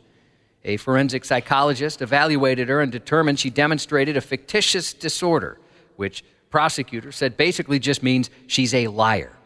In one case, Kennedy pretended she was suddenly unable to stand or walk. After being helped onto a bench by police, she pretended to be unconscious. She then pretended to wake up and told officers she didn't understand the meaning of being read her rights because she was disabled. Doctors at the hospital confirmed to police she's not disabled and did not need any medical care. Can we stop playing games here? Or get her some games. Let's get her an Xbox or something. Seriously. A Texas town unleashed a massive drone-powered manhunt to find a missing loved one, ultimately discovering her under a house in the sweltering heat. The loved one who went missing, a dog with a bowl stuck on her head. This is so sad. And like a rub down from Robert Kraft's massage parlor, get ready for a happy ending. Oh, be damned. The spooked Labrador Retriever mix, affectionately nicknamed Jughead by neighbors, was first spotted bolting around the Houston suburb of Manville, Texas on Tuesday. Police launched a drone search and urged locals to fan out around town for a pup hunt. Locals feared the dog wouldn't be able to breathe with the container covering her face in the muggy 95-degree heat. But the lucky dog was found later that day, with neighbors reporting a woman crawled under a home and rescued her. Just a silly little dog. My dog's gotten, those huge cheese ball buckets? Yep. My dog's gotten that stuck on her head, like probably multiple times. It's so funny, but at the same time, you just feel so sad because they have no idea what's going on. Looks like a little doggy astronaut. Yeah. What did this one have over the top of his head? They just said some sort of jar. Oh. Or a bowl, excuse me. Some sort of, it was a clear bowl. The great Weird Al Yankovic has announced he's releasing a new song and music video today. It comes 10 years after his latest studio album, 2 years after the release of his loosely based biopic, Weird, The Al Yankovic Story, which included many of his classics, as well as his latest new song, previously latest new song, Now You Know, which played over the closing credits. The Grammy-winning artist announced there's a new music coming. That's about it, though. Didn't say whether it was a parody or an original song. It's not clear also whether there will be any kind of physical commercial release. The last time he made a new song wasn't attached to a movie or media project was 2020 when he teamed with Portugal the Man to release Who's Gonna Stop Me. The immortal Weird Al Yankovic is back. Yeah, new music today. That's very exciting. Twisters, starring Glen Powell, blows into theaters this week. A sequel to the 1996 film Twister, Twisters follows a retired tornado chaser and meteorologist who gets persuaded to return to Oklahoma to work with a new team and new technologies despite being still haunted by a devastating encounter with the tornado in their past. You can look for actor Glen Powell's parents in the movie, just like all of the Rising Stars movies. During a recent appearance on the Today Show, he said his parents have appeared in every one of his movies. There's a great sequence midway through a rodeo sequence in the movie, and they're right behind Daisy Edgar-Jones and I. You'll be able to see them here in a second. They're right behind us there. Yeah, right there. They've made us in Spy Kids 3. Literally since Spy Kids 3. I think they've been in every single one. In his May cover story with The Hollywood Reporter, Powell said that some combination of his parents and two sisters always visit the set of each of his projects, no matter how far from their Texas home. I'm looking forward to watching this so I can tear it to shreds. I'm looking forward to seeing it. I was saying to you guys earlier that this might actually get me into theaters, even though the preview looks horrible. I've read so many good reviews. Dana said he saw it and he loved it. But Dana, you're easy to please when it comes to this kind of thing. He also liked Iron Claw. He did. Yeah. And Fast and Furious is his favorite movie franchise. Right. Yeah. And he loves Vin Diesel. So, with all that said, he really liked the movie. Also in theaters, the new paranormal horror comedy Oddity. Horror film. I'm sorry, I've got a horror comedy coming up. This is not a comedy. Not a comedy. Not a comedy. That was confusing. 1 year after a woman's brutally murdered in the home she and her husband were renovating, her blind and psychic twin sister seeks to uncover the truth behind her sister's death with the help of a wooden mannequin. Now, so that's supposed to be funny? That doesn't sound very funny to me. See, I screwed that up. Yeah, I don't believe there's humor involved there. Well, I'll decide for myself, Josh. Yes, as funny as it is when someone's sister's murdered, I think they took the comedy out of it. Now streaming on Apple TV Plus, the series premiere of Lady in the Lake, a noir thriller starring Natalie Portman, hubba hubba, as a journalist in the 1960s who becomes obsessed with the unsolved murder. Today, oh, my God. I know this. Today on Peacock, the streaming premiere of the vampire horror comedy Abigail. Here's the one I was thinking of. It's about some criminals trapped in a mansion with Dracula's daughter after being tricked into kidnapping her. You son of a bitch. Oh, they were tricked. You guys are so boned. The 2024 WNBA All-Star Game airs tomorrow night on ABC, then Sunday night on AMC, the fourth season premiere of Snowpiercer. Best of luck to Banjos and Moonshine Jesus of the Arkansas chapter of the Brotherhood, checking in from the Ozarks. He's got an interview today. Good luck there. Happy 21st anniversary to Jill and her hubby, Killer Jesus.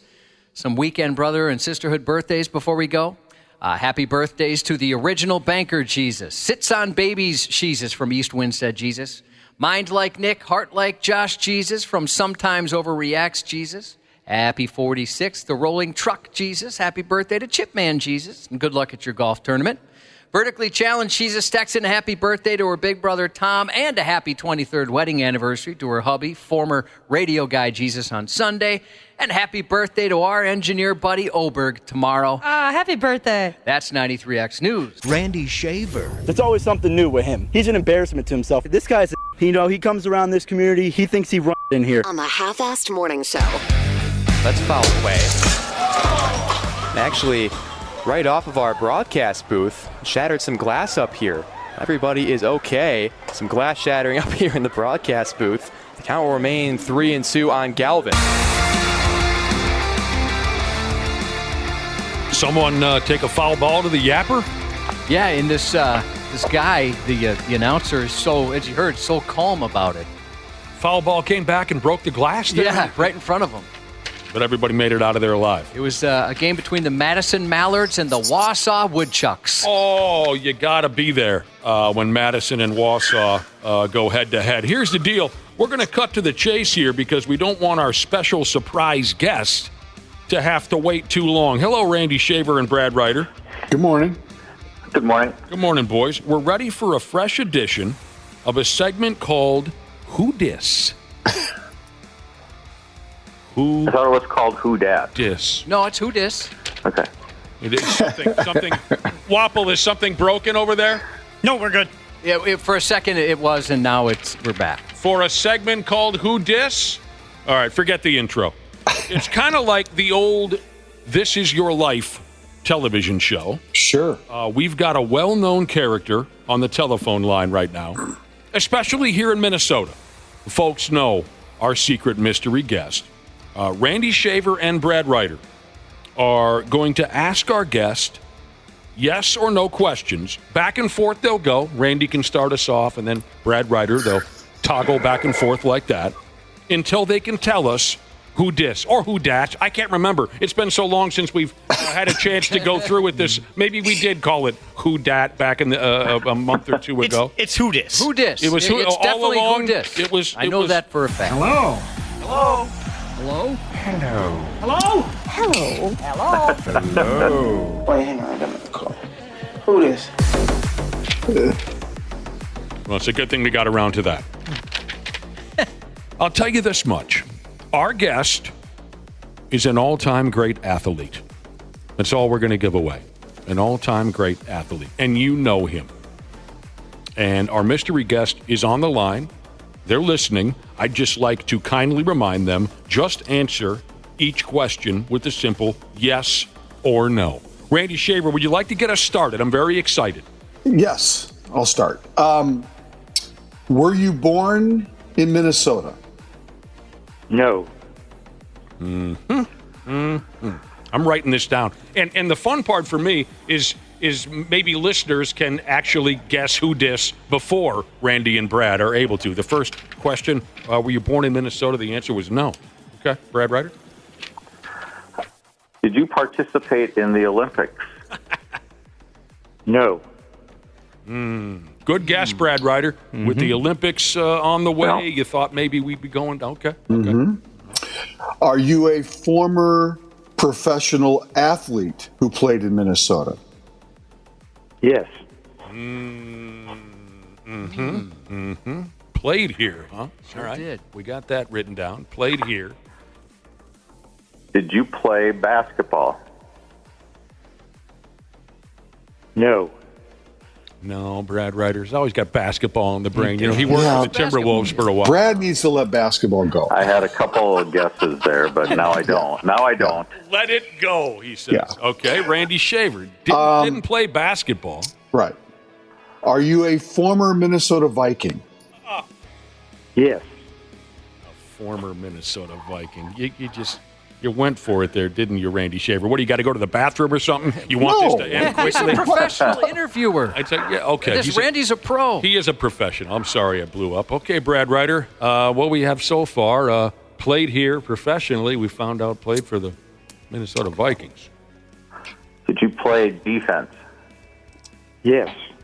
Oh, wow. Randy Shaver. I bet you got all kinds of ideas in your head now. I do. Yeah. Are you currently in the Vikings Ring of Honor?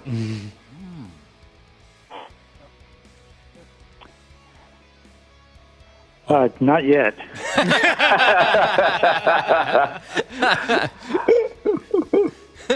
That set things up pretty nicely for you, I think, Brad Ryder. Yeah, I think Well, Brad might not. Come on, Brad. I think Randy knows. Brad Ryder, you can ask another question, of course. I am. You don't have to. You don't have to guess. You can just ask another question. But it looks like we're getting down to it. Sounds like it. Did you? I don't know. Did you play in a Super Bowl? Oh. Yes. Yeah. Randy, Can I make a guess? Yes, you can. Are you the great Bobby Bryant? Go Vikings, let's win This is an absolute nice work, Randy Shaver. Thank you. Nice work. I didn't think it would take you too long, Randy Shaver, because we do spend a lot of time talking about the Purple People Eater era of Minnesota Vikings football. And those guys spend a lot of time talking about Bobby Bryant too. We have on the line right now. This is an absolute thrill. Thank you so much for joining us and playing along with our silly little bit. Bobby Bryant, thank you for being on our program. Thank you for having me. I mean, this has got to be really cool. You just found out, more importantly, a couple of days ago that you're going into the Ring of Honor. That must be quite an exciting thing for you. I think it's going to be, but it is. It's a great honor, and it's a pretty elite group. So I'm I'm looking forward to it. You got a speech to write now, though. I've been mulling over that a little bit, and but I'll check out some of the past inductees and maybe get an idea of how long or short it should be. Mm-hmm. Have you been back for Vikings games? Do you come back for? I know they have alumni days. They have their 40 for 60. They've had events in the past where they've brought back Viking greats. Do you come back on a regular basis at all, or not? Well, I wouldn't say on a regular basis, but I have been back several times over the years. Now, this will be week 3 of the upcoming football season at U.S. Bank Stadium. Bobby Bryant will be inducted into the Ring of Honor. And like I said, you've got a speech to write. Can you give us a sneak preview? Who are some of the people that you might thank for helping you out along the way in your career here with the Minnesota Vikings, which was a great career, 14 years here playing in town? Who are some of the folks that might get a name drop when Bobby Bryant makes his speech? Well, the most important one would be to thank God for the fact that 160-pound skinny athlete who loved all sports, especially football, was able to play for 14 years with a great team like the Minnesota Vikings and live in a great state like Minnesota. And but thank God, thank my high school coach, Paul Dietzel, who coached me my senior year at the University of South Carolina. And he told me that when I was through with my last game at South Carolina, that I would be playing somewhere in the pros. And I think he had a part of helping some teams decide that maybe I was worth giving a chance, and it worked out really well. You know, Bobby, we talked the other day about about you and about going in, and I made the comment, because Paul Krause has told me this in the past, that the success that you guys had on the back end needs to give some credit to the front end. That those guys up front, those Purple People leaders, were so good at what their jobs were and what they did, that they rushed those quarterbacks. They made them uncomfortable, made them make plays that they didn't want to make, and that allowed Paul Krause to have as many interceptions as he had, allowed you to have 51 regular season interceptions. Would you agree with that? That what happened up front really made a big difference for you guys on the backside?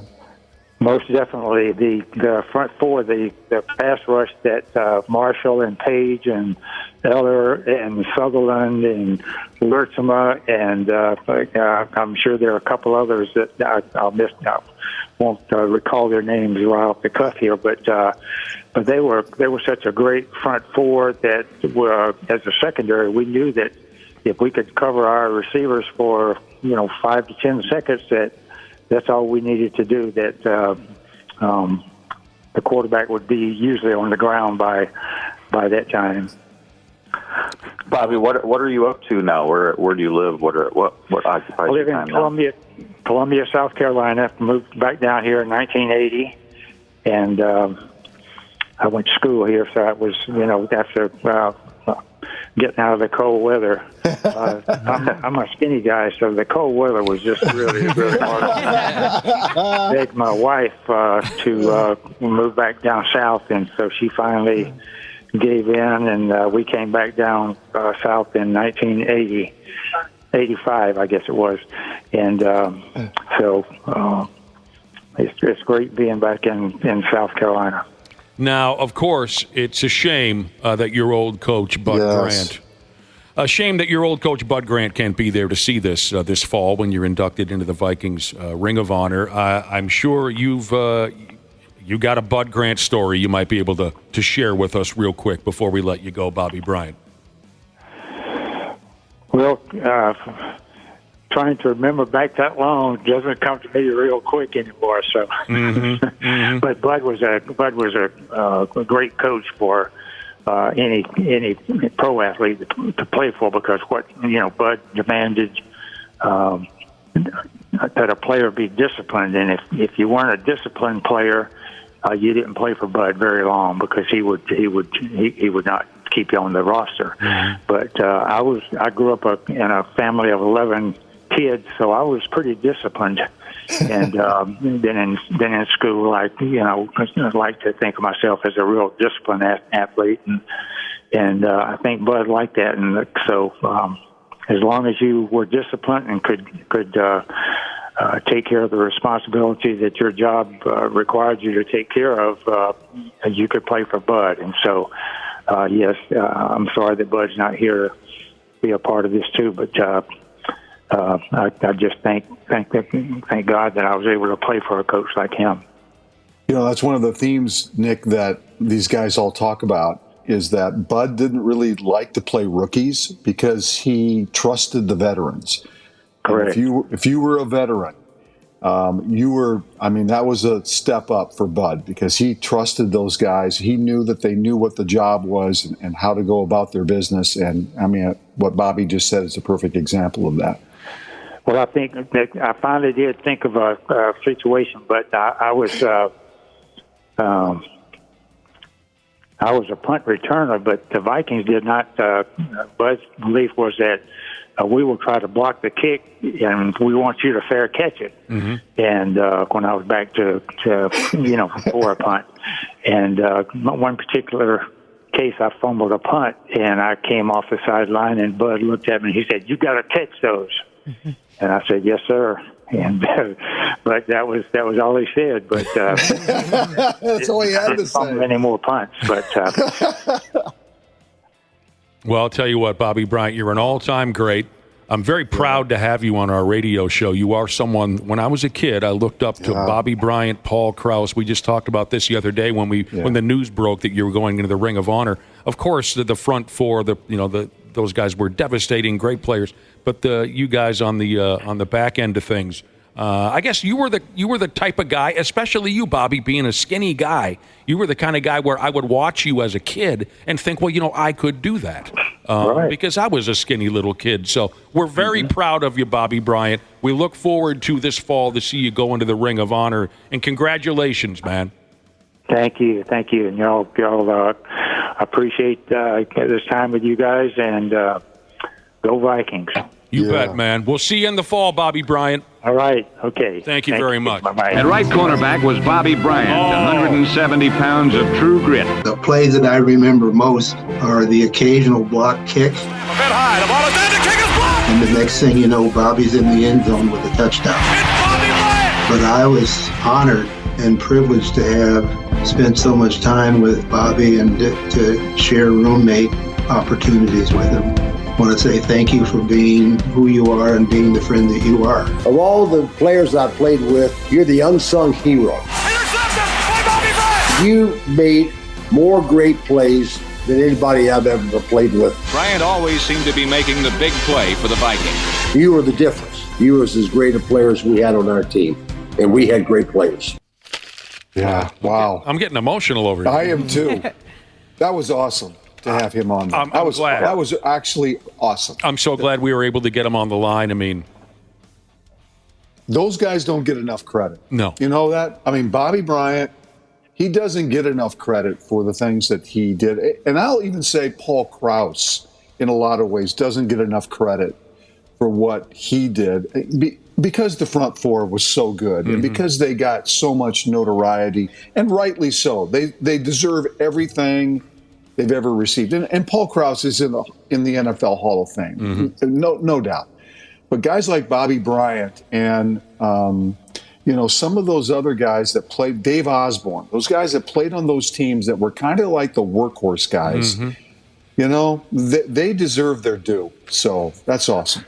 Well, it's kind of a different game, back when they played a little bit quarterback. Way different. Quarterbacks weren't like they are today. They weren't expected to carry the weight like they are today. But like you said, the front four was so good that when you had an average quarterback, which a lot of the quarterbacks back then were kind of average, if you had good defensive backs like those guys, you were cleaning up on interceptions. Mm-hmm. Also remember, the quarterbacks in those days, Fran Tarkenton was the first mobile quarterback in the NFL.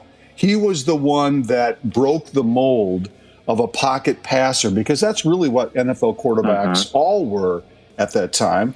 They weren't going to run the ball necessarily. They were going to stay in the pocket. And so that allowed the front four for the Vikings to have so much success because those quarterbacks weren't running the ball like they do today. It also allowed guys like Bobby Bryant and Paul Krause to stay on their receivers. They didn't have to worry about coming out and trying to tackle a quarterback 10 yards downfield either, because they never ran. That's right. Thanks again to Bobby Bryant. That was a real thrill to get him on the radio show. Yeah. You know, he was drafted into Major League Baseball as well. Oh, I didn't know that. I had never read that before until, I don't know, something that I found yesterday. He was drafted by the Red Sox and the Yankees, but opted to play football. So we're all looking forward to his induction. We could go on and on about the old days. That's my favorite subject in the entire world is the old days. I just love that. That was so good. I mean, and I'm probably going to break down on that day when they show the old footage. That's what gets me every time. When they show the old Metropolitan Stadium and playing outside, and that era of football was just so beautiful. And the thing about it, Nick, is that we haven't been to the Super Bowl since, and that's what makes it so incredible. That's why people are so nostalgic, because we've not been there since that time. That's what we remember when it comes to Super Bowl. What we hang on to because we have nothing else. It was a beautiful thing. Beautiful thing. All right, boys, what else is going on around here? The Twins are finally back, starting tomorrow at Target Field. Game 1 of a quick 2-game setup with the Milwaukee Brewers. Game 1 tomorrow at 6 o'clock. It's a border battle. You got all those drunks coming over a little bit west, and they want to fight, and we're ready for it. They've made it clear that they want a physical confrontation in the streets, and we're ready for it. These two teams are basically even. The Brewers actually lead the Central Division by 4.5. The Twins are 4.5 behind the Guardians in the Central and the American League. But these two teams have had similar seasons so far, and they're very evenly matched. So it should be a fun series. Wow, I just got a text message. This is really interesting. I mean, it's easy to look up, but I guess I never have and didn't consider. The text message says, for reference, back to Bobby Bryant and how great he was as a defensive back in the NFL for 14 years. A listener says, for reference, Deion Sanders had 52 career interceptions. Bobby Bryant had 51. Dang. Yeah.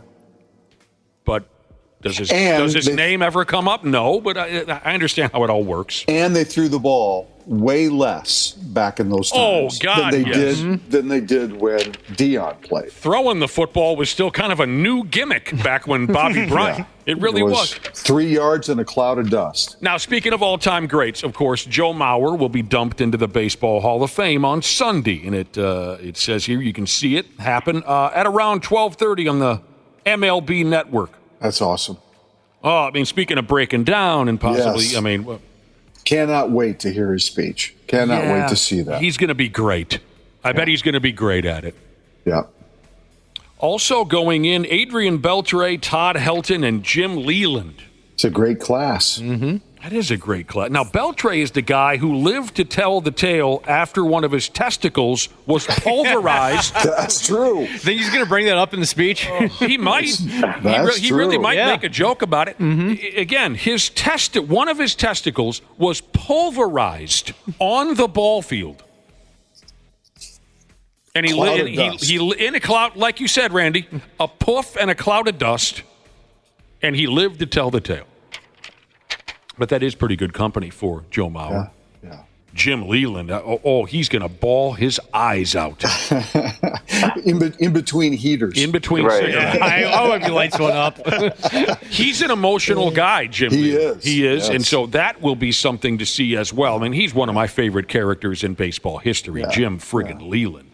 Yeah, it's going to be great. He's like 5'3", but like terrifying. You know what I mean? Jim Leland. Oh, man. And this will likely be the Twins' last Hall of Fame guy. Oh. I can't even think of who would even be considered next. I know Torrey's been on the ballot.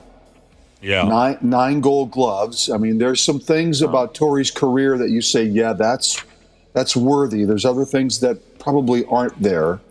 But I can't think of another guy. Can you? No, it's probably going to be a couple of decades, Yeah, this could be in reality. For a long time for the Twins. Torrey Hunter would be the first guy to come to mind. Also, just throwing it out there, had they, there were a couple guys who had potential, and that would be Johan Santana and Frankie Liriano. Never got play long enough. Yep. I mean, even more, I didn't play long enough. I can't think of another guy. I think those are the four. I think we mentioned the four from the last 20-some years that had all the potential in the world, but just, you got to reach certain numbers. You got to play. I mean, I'm thinking of like a veterans committee. If there's like a Tony Oliva kind of guy that was passed over that maybe has a chance, but I really don't think there's one there either. Yeah, Torrey just doesn't have the offensive numbers. No. I'm racking my brain. Okay, now you're going even further back, thinking of a veteran committee type thing. I mean, of course, we can throw out the names of Kent Herbeck and no. You're I'm not saying he belongs. I'm just saying those are some of the great players, but they don't quite have what it takes numbers wise. So, Twins fans, you know what? Record it. Watch it, because it's going to be like Brad said, it could be decades. It could be a couple of decades before we see someone back in Cooperstown that wears a Twins uniform. Oh, wait a minute, I'm forgetting. Maybe I'm forgetting something. What about Tom Kelly?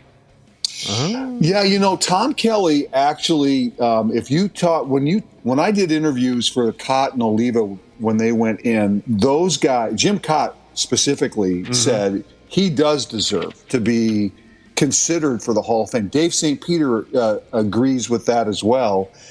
I'm not so sure because remember the years in the 90s were so bad that I don't think that. I mean, he won 2 world championships in his first 5 seasons as a manager, right? But then, if you look at the '90s and the records in the '90s before he walked away, it just wasn't.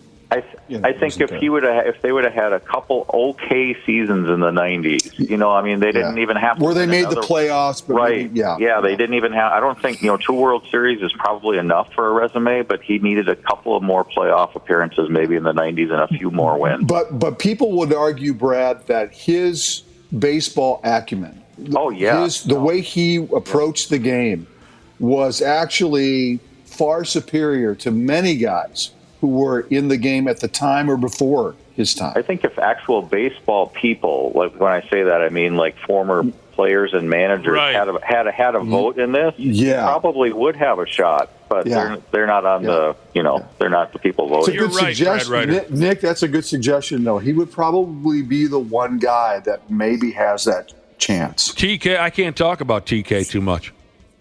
I get emotional, just like when we were talking about Bobby Bryant. Now, listeners are texting in guys that spent 10 minutes here, like Nelson Cruz and Jim Thome. Well, Jim Thome's already in. Jim Thome's already in. They're not going to go in as Twins, though. Right. We're talking about guys that are going to wear the Twins ball. Steve Carlton was a Twin. Right, exactly. You can't go. The Twins. David Ortiz was a Twin. Right. Let's even project out and say, Royce Lewis. I mean, he's really young, obviously, but say he plays and is healthy for 12 to 15 years and puts up a bunch of numbers, it's still going to be 8. And then it has to wait 5 years after that. Yeah. That's why I say it could be a couple of decades. The Twins signed Steve Carlton when he was 66 years old. I tell you what, he was a joy to cover, though. I bet. It was fun. It was so much. I mean, growing up in my era of baseball and to have Steve Carlton wearing a Twins uniform, holy crap. That was amazing. Here's an interesting question. We're going back to the Purple People Eaters. We just got done talking to Bobby Bryant. Andy, a listener named Andy, has a question. Andy, otherwise known as Dana's a douchebag Jesus. There's a lot of those. Yeah. Which one? You got to start giving a version 1, version 2. They spell the name differently. Dana's a douchebag Jesus says, how did the Purple People Eaters get their name? Well, it was from a song. That's correct. It was from a gimmick song in the 1960s or 50s. Yeah. Jim Marshall has always said that they should have been called, he wanted them to be called the Purple Gang. That's what he wanted them to be called. And he hated the fact, and he said this publicly, he hated the fact they were called the Purple People Eaters. He thought that was too cartoonish for what those guys were doing on the field. But the nickname stuck, and it's legendary now. Here's a question from Jiu-Jitsu Jesus.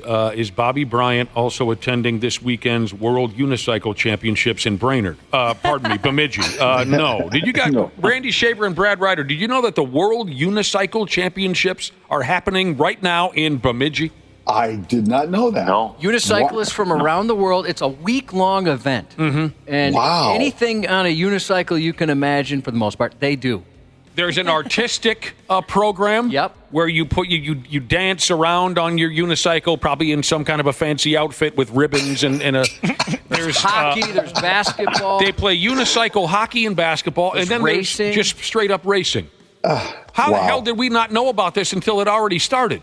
Right. Well, it starts on Sunday. I'm so sorry. It starts Sunday and it goes a week or so. Okay, I thought it was already happening. Do they have like mountain unicycling?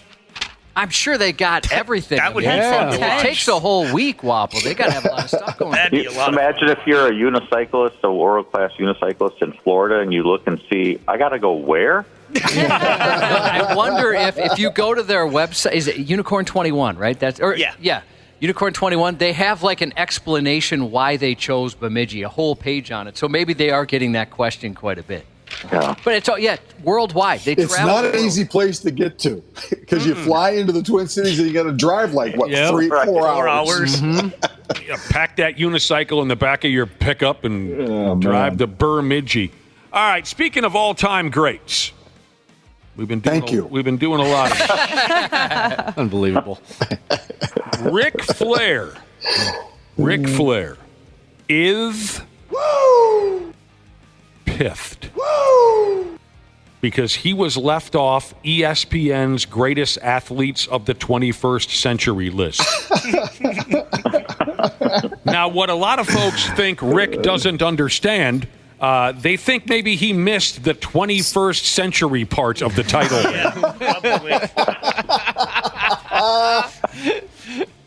I mean, I think we can all agree that Ric Flair was at his best, and it was a long time. He lasted a long time, 70s, 80s, 90s. Flair was a top performer. But this list specifically deals with the 21st century. So I don't think maybe he read the title thoroughly enough. Here's what he tweeted out. How in the hell on God's green earth, is Ric Flair, by God, Mean Gene, not considered to be one of the top 100 athletes in the world? He says, I should actually be in the top 10. 16 world titles, actually 22. I wrestled 1,200 hour-long matches. 15 years without a by God, Mean Gene day off. A cultural icon, a worldwide sensation. Good Lord, so many people have lost sight of what greatness truly is. Never pulled out of a match with a calf muscle strain. Woo! How the times have changed. What a bunch of bitches, he said. Oh, wow. Let's get serious, he said. Rick, it's the 21st century. Just people in the last 24 years. It's a shame he had to react that way. No shortage of confidence, that's for sure. No. Never. Gosh, no. He's never had a shortage of confidence. Awful Announcing wrote this article about Rick maybe misunderstanding ESPN's greatest athletes of the 21st century list.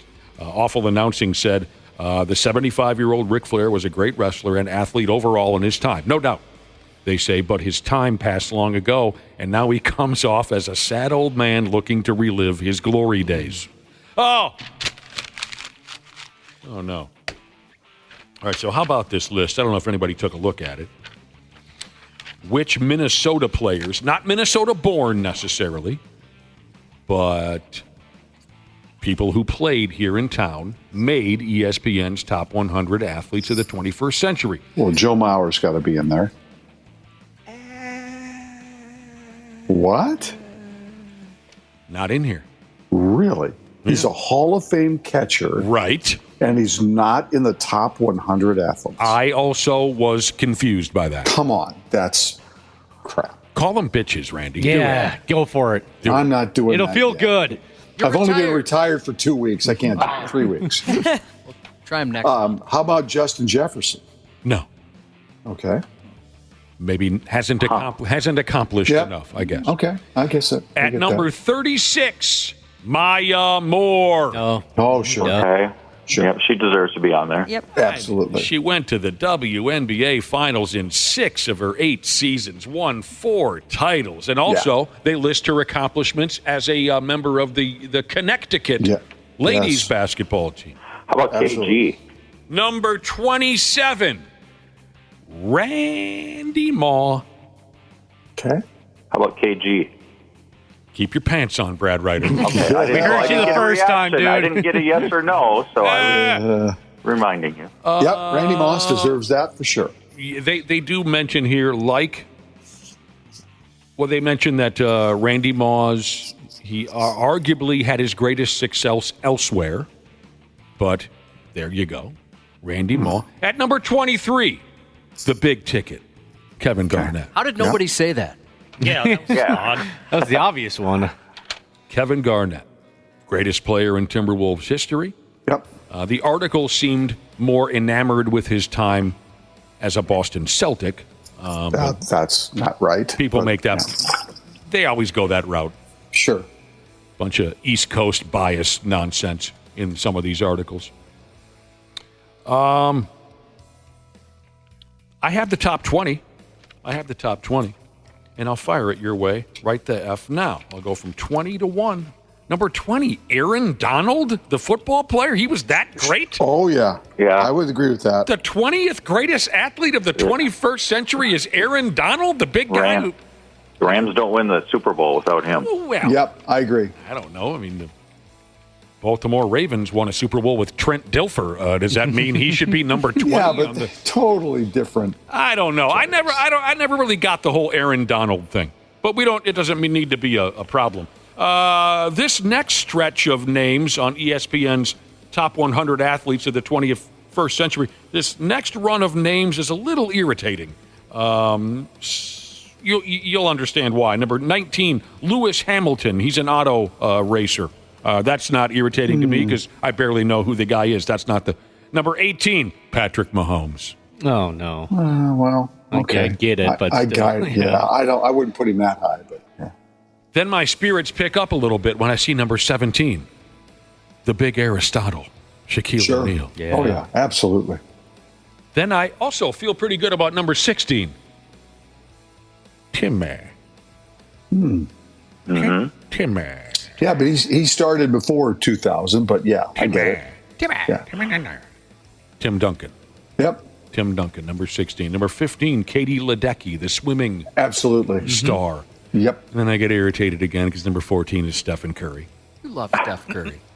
God, I would put Shaq and Tim Duncan ahead of Curry. But there you go. Me. Yeah. That's just me. Bunch of bitches who made this list.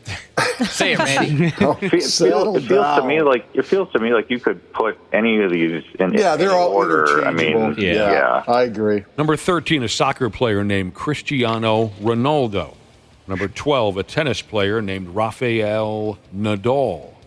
Number 11, and I'm ripping off that dude from ESPN years ago. Number 11. Is Novak going to have to Djokovic? The tennis player. Yep. Novak Djokovic. A lot of Grand Slam titles, yeah. Number 10, Kobe Bryant. Wow, number 10. Josh, do you remember the video of Kobe's biggest fan who was going to present him some gifts at the ball game? Yeah. Is there any way we could find that audio? That was so funny. Let me see if we still have that. Might have been an old computer. I know. It was just some comic did this great bit where he was Kobe's number one fan, and he's hanging out outside the Staples Center before a game, and he's showing the gifts that he's going to present to Kobe. You had to be there. Number 9, Usain Bolt, the track runner guy. Oh, that makes sense. Yeah. And these are the top 100. I think he won 7 or 8 or 9 gold medals. 8, I think. Yeah. Yeah, deserves it. Top 100 athletes of the 21st century. Number 8, Tiger Woods. Oh yeah, absolutely. I think that's absolutely. too low. Yeah, that's to me way too low. That's too low. It's golf. No, I but understand, but he was transformed generational, the though. sport. If you're a generational athlete in a sport, you should be higher than 8. Yeah, but it's golf. Number 7, Simone Biles. Oh no, I no offense, I don't know. She's really, really good, but I don't think she should be in the top 10. No, I wouldn't know. Number 6, I mean, I know who she is, but I don't watch gymnastics. But good for her. You really don't think so? She's won 4 gold medals. She should be in that 11 to 20. She should be in that 11 to 20 category. She's invented tricks that weren't even no one had ever heard of her. But she didn't transform the sport like Tiger Woods. Tiger Woods should be ahead of her. All right. Yeah. I don't know. Number 6, did I say Roger Federer? God, how many tennis players are you going to put in the Too top? many of them. Yeah, come on. 5, Tom Brady. No offense, but still. My friend absolutely loves that man. Tom Brady, number 5. Yeah. Oh God. Puke. Yeah. Yeah. He has to be in I the get top it 10 though. somewhere, I get it. He has to be there. I get it. But 4, LeBron James. That's too high for him, I think, too. 3, Lionel Messi. He plays soccer. Wow. 2, Serena Williams. Tennis. Really? Wow. Number 1, you guys even have a guess as to? Oh yeah, I'm thinking Michael Phelps, right? It is. Yeah, it's got to be Michael Phelps. Mike Phelps. He won, well over 20 gold medals. He's the coolest pothead ever. Yeah. You love Seth Rogen. Over Seth Rogen? Ah, definitely. He's what? The coolest what? Coolest pothead ever. Pothead. So, yeah, sorry, Ric Flair. There's actually no television wrestlers at all on the list. No Don Callis. No other greats that didn't make the top 100. No Patrick Beverly. The list says nothing. It says nothing about the Wolves' play-in game victory over the Clippers a couple years ago. Swamp Stomping Jesus brings up, there's no Joey Chestnut. That doesn't make any sense. Sure. You give a Kobayashi on that list. Yes. I think whoever made this list has a soft spot for tennis. Was that 5 tennis players in the top 12? There was a lot of them. Yeah. There was a lot of them. I mean, there was an era in sports when tennis, you could argue McEnroe, Connors, Chris Everett, all of that. That was an era where tennis was a big deal. It's still important. People still watch it, but it doesn't have the same aura that it used to have. It's like boxing. Boxing used to have a huge presence. Good point. And it just doesn't have that presence anymore. Oh, boxing. Oh, absolutely. You're right. It's just a completely different world now. Yeah. If I remember, you didn't mention one baseball player in the top 20. No, I did not. See, that's my problem with the list. You can't have 5 tennis players and no baseball players in that list. Speaking of baseball, this is funny. Roastmaster Jesus texted, and he said, I'm surprised when ESPN puts together a list of great players, I'm surprised 97 of the 100 weren't former New York Yankees. Yeah, I was just going to say, where's Derek Jeter? I'm sorry. He's got to be in the top 20. He got shot. Yeah. 53rd. 53rd? Yeah. No way. No way. Well, he started in the 90s. I think Pujols was the first baseball or the highest rated. Was he in he was 20 something. Who was that? Pujols. Oh, Albert Pujols. Yeah. Here's one of these. Here, I got a text here from a guy who wants to start trouble, Wapple. Uh-oh. He says, I'm really sorry to break this to you. Because he's teaching me something, right?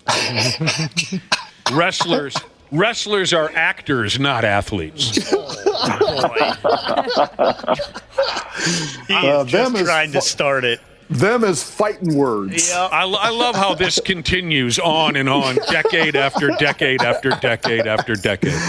Oh man, they just don't get it. I'll tell you what, bro. You go try and do what the Young Bucks do, and then you go watch the Young Bucks against Penta El Mero del Cerro, whatever, and Rey Phoenix. Go watch those guys, and then tell them they're not athletes. Yeah, I think he should do a scene with Brock Lesnar in the ring. Yeah. Or take on Kenny Omega in a death match. Let's see how you do then. He's probably going to get killed in that death match. Oh, I guarantee it. He will be the death in the death match. Especially if there's barbed wire and, fluorescent light bulbs. Yeah, and explosives on the turnbuckles. Yeah, you're not alive. Now, speaking of wrestling, I was so saddened to read this, but there's help. We can help. We can.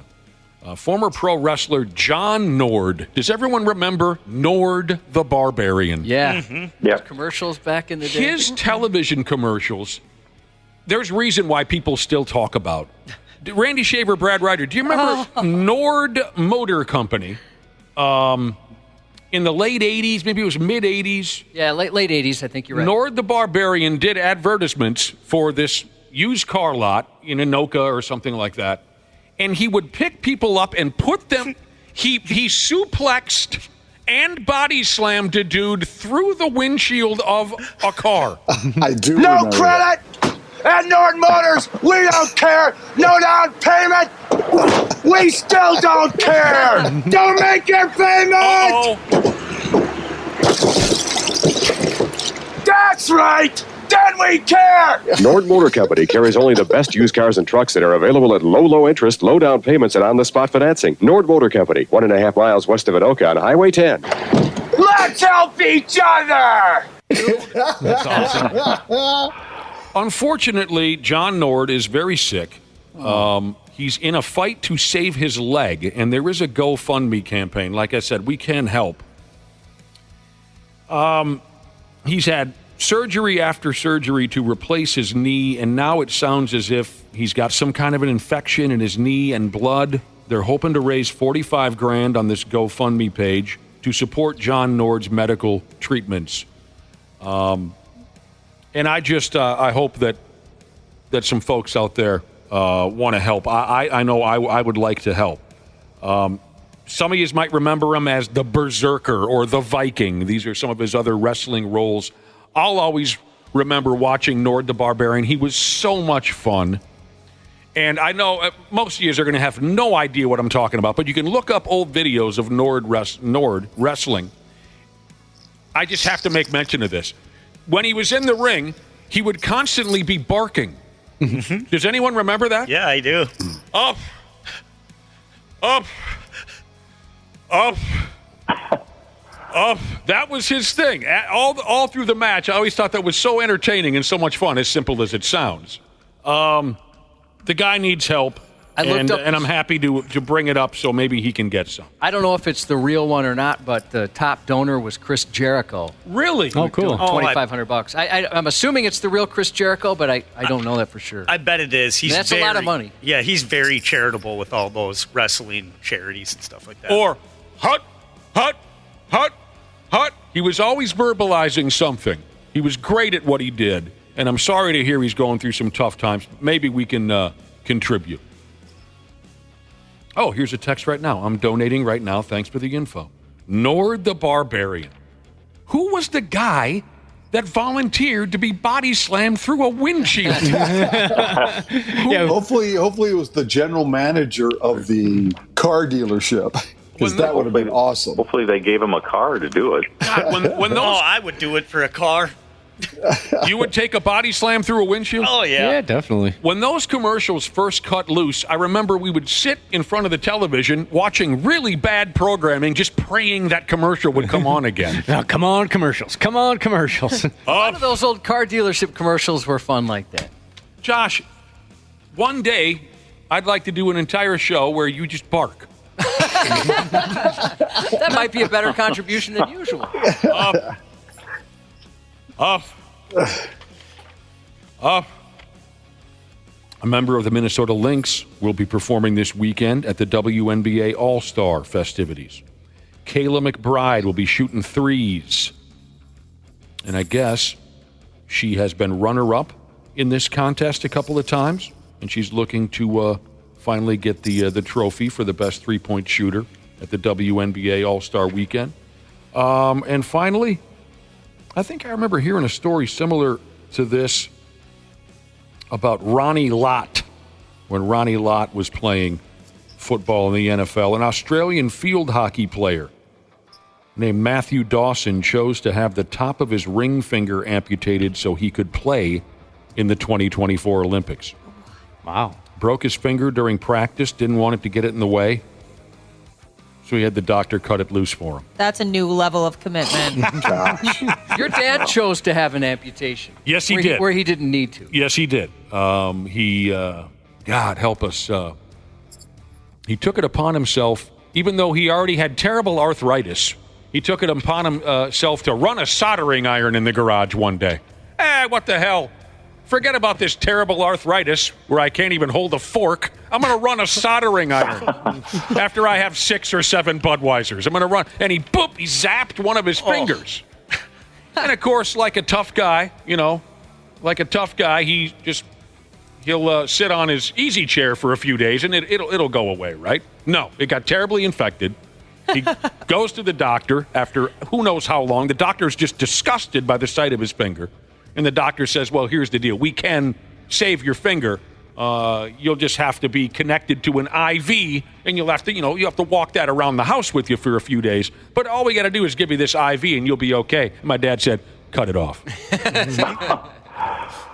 And the doctor said, are you sure we can? No, I am. Cut it off. That's awesome. Same with kind of similar to my buddy who had... with his teeth? His teeth pulled out. He didn't have the prettiest teeth in the world, but there was nothing overwhelmingly bad about them. A couple of them crossed over, typical stuff. He was an iron worker, took a sledgehammer to the yap one day. And that busted his teeth up pretty good. But again, it wasn't this colossal, unsolvable problem when he got to the dentist. The dentist said, I'll take this out, and I'll move this one over, and I'll take this broken one out. And it'll be, $300, whatever. My buddy didn't like the price. Dentistry is inexpensive. He didn't like the price.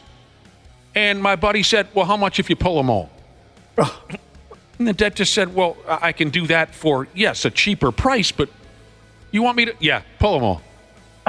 And he was like, I don't know, 32 years old at the time or something like that. Wow. Okay. So it saved him a couple $100 to have every one of his teeth as opposed to paying for the... No, just yank them out. Unbelievable. Now he's got the big fake ass. Did they look fake? Oh, really? But then he had to pay $1,000 for fake teeth. So Brad Ryder, these falsies did not cost $1,000. You got him at Goodwill. I mean, it looks like something you'd wear on Halloween. It looks like chatter teeth. Oh, dude. Maybe that's what it is. Old wind-up chatter teeth. If he gave $30 in trade for these, he spent too much. Oh, for Christ's sake. All right, we got to go. It's Friday. Randy Shaver, Brad Ryder, we hope you guys have a terrific weekend. All right. Tune in to Joe Mauer on Sunday. Will do. Oh, of course. Absolutely. We'll see you guys soon. We'll be back in a couple minutes here on the Half-Assed Morning Show. The 93X Half-Assed Morning Show. Are you ready to beat the heat this summer? Standard Heating and Air Conditioning is here to help you say goodbye to sweltering heat and hello to ultimate comfort. Ashley, what specials do they have going on this month? Celebrate Christmas in July with Standard Heating and Air Conditioning. Get huge savings with $1,776 off a new multi-head ductless system. Visit standardheating.com to discover all the goodies in Santa's bag. You met Lala Kent on Vanderpump Rules. Now Lala and her friends share everything on Give Them Lala. Ocean now knows the name of the baby. No Amazon lines for that impromptu. one. No. She's going to leak it. Oh, if she tries to, I'm not letting her because she will leak the name. Yeah, and she says it. She goes, this would look so great for baby S. Little baby Stephanie? Stephanie? People are still guessing. The most recent was Stone. Oh, that's the name of my son. Stone. Watch what Lala is talking about on YouTube or search for Give Them Lala wherever you listen. half-assed morning show 93X. Well, hell yes, it's our final, don't you know? Welcome back to the 93X half-assed morning show. 8:32 it is. We've made her all the way up to 8:30. Let's see where we can see where else we can go with this here program. Oh, the drone guy. I wanted to go back to the drone guy. We had a great story earlier in the stupid news. Dude suspected his wife was cheating on him. She was acting a little squirrely. She was always going off to visit her parents. I'm going to swing by my folks' place again this afternoon. And then he'd say, oh, you going to see? I'll go with. Come back home after work, pick me up. We'll go see your parents. And she'd say, no, I'll go on my own. She started working long hours. He knew something was up. In the end, he found out that she was cheating on him. She was banging her own boss. Oh. The boss. And you know how he friggin' figured this out? Dude went and got one of those drones. Strapped a camera to it. And he'd fly it around town. And he'd be all stealth about it. You know, that's the whole idea behind. He would park near his wife's workplace and fly the drone up in the air and spy at him through windows, spy on him through. Unbelievable. Such a great story. So that leads us to the subject, always fun subject of cheating. Cheating might squash a relationship. It might. I got to warn you. I've always said accidents happen, but not everyone accepts that excuse when it comes to cheating, do they, Josh? No, most people don't, actually. Let me tell you a little something. It's a little tough to believe that it was an accident, especially in your case where it happens over and over and over and over again. Yeah. I've heard that before. I have. Do you guys know anybody who ever got into private investigation? Yes, as a matter of fact. Yes, I do. Yeah. Two of yous. I should say know of, because I was very lucky and my wife's father had passed away before I met her. Oh, that's the key to it all. Yeah. That was a big part of why I chose to marry her. If only both her parents were already dead. No, I love my mother-in-law. I don't want her to ever die. I want to go before her. But it was kind of a bonus that the old man had checked out by the time you married your wife. I have a party for it every year. Yeah. Like the day I found out, I like to have a party for it. But he was a longtime police officer and then became a private investigator. A private investigator? As a matter of fact, he opened his own private investigating firm. Just like in the movies, he had an office in like the bad part of town and he had his name on the door and everything? Did I say private investigator? I meant gynecologist. Oh! I call it that. I get it. Yeah, I always mistake that. No, he was a private investigator and had his own deal. Did he ever... Right over here, by the way. You drive by the old place every day. His building. Yep, every single day you drive by it. Did he have any cool... did you ever... he was dead by the time you... do you know of any cool stories? Like, did he and Damon Wayans infiltrate the NFL or anything like that? I hear stories that some of the John Sanford books were related to cases my father-in-law was working on. Oh, wow. He carried a gun. John Sanford, is that the guy, the Prey series? Yes. He had slick Italian suits and carried a weapon and had a lot of ass. Oh, yeah, and he had a Corvette. Corvette. Everything you'd picture in your private investigator. Everything you'd picture in the movies. Ashley, you knew somebody who got into private investigations. This isn't leading up to a dirty joke, is it? No, it was my friend's. Yeah, because I already took that dirty joke. Yeah, that one's been used.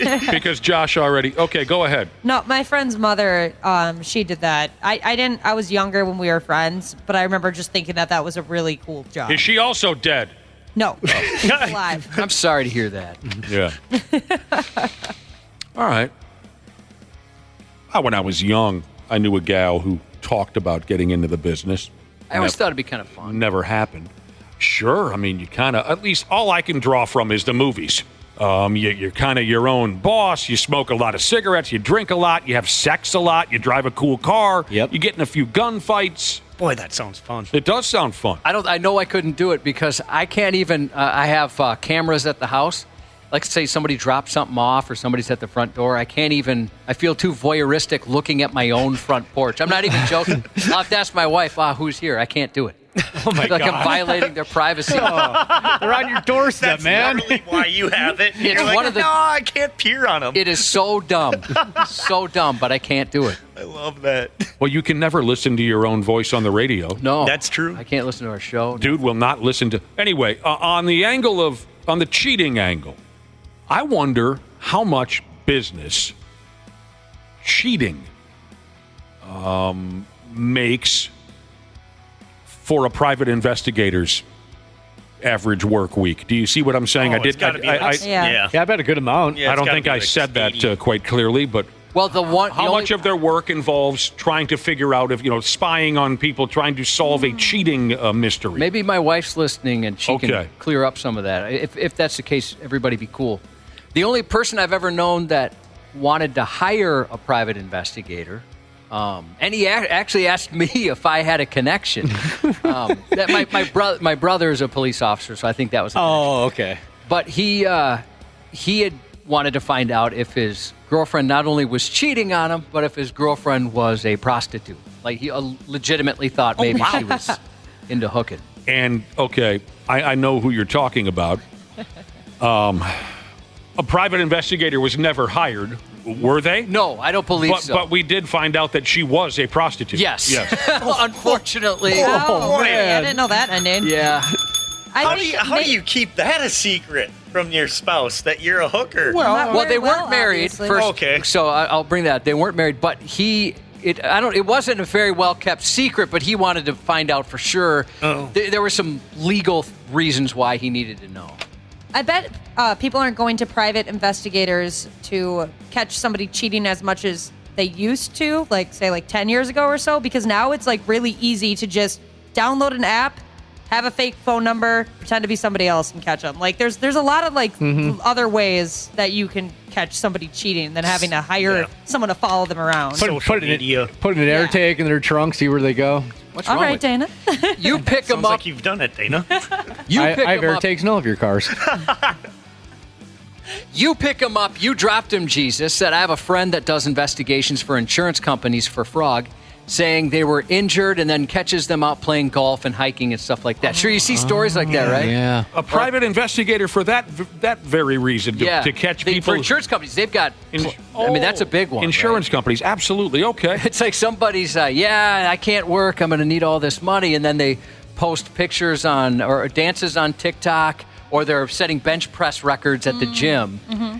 And getting a lot of times busting themselves. In the old days, if you watched a television program starring a private investigator, and by the way, Swamp Stomping Jesus sent me a picture of maybe the greatest to ever do it, Jim Rockford. So good. Thank you for that picture, James Garner as Jim Rockford. What a wonderful television show. This is what I learned watching television shows with private investigators back in the 70s and 80s. The first thing you need to be a private investigator, a good set of binoculars. Yeah, you got to have some binoculars. They always had a set of those anywhere, in the car, in a boat. They could be in a plane, under their bed. They always had binoculars. And I sure hope you like coffee, because you're going to go through a lot of coffee. Yeah. And then straight to the hard liquor sometime around 10 a.m. And then you got to get that cool little hula lady that goes on top of your dashboard. Oh, yeah, I love her. She sways her hips. She's not wearing any drawers. Yep. Is that true? No drawers. Oh, I didn't know that. You didn't know the secret behind the hula lady on the deck? I've never seen one in person. Okay, on the angle of cheating, there's a private investigator out. Tell me you wouldn't hire this guy in a minute. There's a private investigator out there named Leon. I do like that name. You hire that guy. Yeah. My youngest, one of his best buddies is named Leon. Oh, I bet he's the coolest kid in school. Leon, the private investigator, runs a company that has busted more than 5,000 cheaters over the years. And what I have here are some of the extreme examples of cheating that Leon discovered as a private investigator. Oh boy, some of us go all out to keep that side piece a secret. Here's a cheater. He knew his wife tracked his location on his phone. Josh, you do. You know where everybody is at all times because of those cellular telephones. Well, I'd like just my wife and my kid. my youngest. Oh, not the older kids? No, they don't want to share that with me. Well, they shouldn't. Yeah, they're grown now. Dude knew his wife tracked his location on his phone. Who else is in with this track your people in your life through their cellular telephones? Ashley, you do that too, don't you? Yeah. I rarely ever look at it unless it's just, wondering when my wife's going to be home or I which look one of her at it. boyfriend's house she's at. That. I look at it every day for that reason, Josh, just to see like how far away he is from home. But it's mostly so that I know when I have to get up off the couch and make it look like I've been busy all day. Make it look like you're doing something. That's hilarious. Hop in the shower quick. Dude, stand there holding a broom. Oh, hey, honey. Dude often used golf as an excuse to go bang his side piece. And he knew his wife was tracking his location on his phone. So he would put his phone in a plastic baggie, drive, I guess, to a golf course, hide it under a bush, go bang his side piece, and then on the way home, go pick up his phone from the golf course. Are you following the words that are coming out? That's doing too much. And that wouldn't work for me because when my boyfriend golfs, I check his location sometimes to make fun of how, where he is on the course. Because you can see if he's, in the rough or in the sand. He probably usually is in both of those places. Usually, Maybe yes. the drink. There's no way my friggin' wife and I would ever care enough about each other to know where each other are at all times. You know what? I wouldn't be surprised if we pulled up your phone right now and she's on there. I mean, for me, it was we're on the same cell phone there's plan. no way. Can you you mind think, if I see you think she snuck it in on me? Oh, no. I wonder if it's... Do you mind if I look? Well, no, because Do you mind if I scroll through your photos, too? This is very related. You can look at all the photos. I'm not shy. What do you mean? You think that...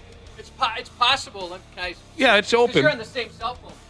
Same cell phone plan? Yeah, like you I guys- don't know that. I don't know if don't? we are or we aren't on the same cell phone plan. Make sure you go through the deleted photos. Well, too, why Josh. wouldn't she tell me? Why wouldn't she tell me that she was tracking me? I would expect her to tell me that. Yeah, you're not. Yeah. Okay. As She's far not as you, worried about the horse. As far as you know. What are you doing? Are you winking at me? Oh, no, I got something in my eye. But as far as you know. Am I being tracked or not? No, you're not. Okay. Hey, you share your location with me? Would I share my location with you? Yeah. Well, yeah, because you would never narc me out, would you? Not at all. So... The only time I'd ever be bummed is if I caught you in Egan and I didn't get a phone call. But I think you'd have to be dead for me to catch you. He's at the Jersey Mike's in Egan, doesn't bother to call Josh. Well, Dana never lets me. There is only one reason why I would ever go to Egan, and that's if Josh invited me to his home. Other than that, I don't understand why anyone would live in such a... So the guy with the cell phone trick, he'd leave it at the golf course, go fold a stranger, come back and pick it up. So, if his wife was tracking his location, she'd see it was at the golf course. He was finally busted when when Leon, the private investigator, went to actually check and see if the guy was actually golfing. He was not. The 93X Half-Assed Morning Show. I'll be damned. Cheating on your significant other. That's what we've been jaw-jacking about. Cheating. Why not, right? When it comes to cheating, I've always had the mindset where I said to myself, why not? Life is short. Well, you could just not be in a relationship and be intimate with whomever you want without the risk of hurting another person. But I want the best of both worlds. I want a wife to do stuff Just for saw me. Sammy Hagar singing that, getting ready for his Best of All Worlds tour. Still can do it. Still can do it. So when we were talking about private investigators, Jerry the King Lawler is the one true King Jesus is a PI. Is a PI. Oh, yeah, and he investigates for insurance companies, just like we were talking about. He said the best one he's had was there was a photo of an injured party lifting something, but you couldn't see his face. He denied it was him. Of course, you can't see my face. Prove it. Sure. The problem is he had his first and last names tattooed on his arms, clearly visible in the photo. Oh, that would do it. Dummy. Is that in case you get lost? Because I remember my parents would write my name on my lunch bag or something like that. On your underwear? Sometimes you see they have your mom, you see a little kid with the mom's name and phone number on their arm if they're at Valley Fair or something like that. They get lost. What's the name of the guy again who is a private investigator? Jerry the King Lawler is the one true King Jesus. Ask him, because earlier I said, from watching television programs starring private investigators like Jim Rockford and whatnot. First thing you had to have as a private investigator is a set of binoculars. A listener texted in and said, television private investigators also had to have an ex-wife. Oh, yeah. They always had bad relationships. And medical device Jesus said you also need a trench coat in some cases. Oh, yeah. Yes, a trench coat is key. So ask Jerry the King Lawler is the one to ask him if he's got an ex-wife. So, yeah, a private investigator has been telling stories on the godless internet about some of the lengths some people have gone to conceal their cheating. We covered a guy who did something cute with his cell phone at the golf course. His wife tracked him, and he'd say, yeah, I'm going to go golfing. So he'd leave his phone at the golf course, go bang something, come back, pick the phone up when he was done. He got busted. Disguises come into play. Oh, whoa. Now, this kind of a thing. Disguises can range from something simple like wearing sunglasses and a hat pulled down to some really elaborate disguises. Wigs, fake mustaches. Some of the more serious cheaters, according to this private investigator by the name of Leon, who's seen it all at this point in his career, some of the more elaborate cheaters have even gotten prosthetics made that they can take on and off. Just get a divorce. That's how I look at it, too. Yeah, honestly. Yeah. Well, it's not as easy said. How does a grown person say that? Easier said than done. It's easier said than done. Just get a divorce. Well, you had an easy one, Dave. Yeah, there's plenty of easy ones. Obviously, some are very difficult. Yeah. A good friend of mine is going through a very difficult You stand one to right now. lose your kids or some money and what. Sometimes you got to keep it a secret. It's not that easy all the time. But prosthetics. So what are we talking about here? You're right about there's some difficulties there, but you also could not cheat. I mean, that's a possibility. Why as well. not? I told you. I've always come to the conclusion, why not? What are we talking prosthetics? Like some fake cheekbones? Nose, maybe? Fake nose? Sure. Wow. That's awesome. Fake IDs and passports.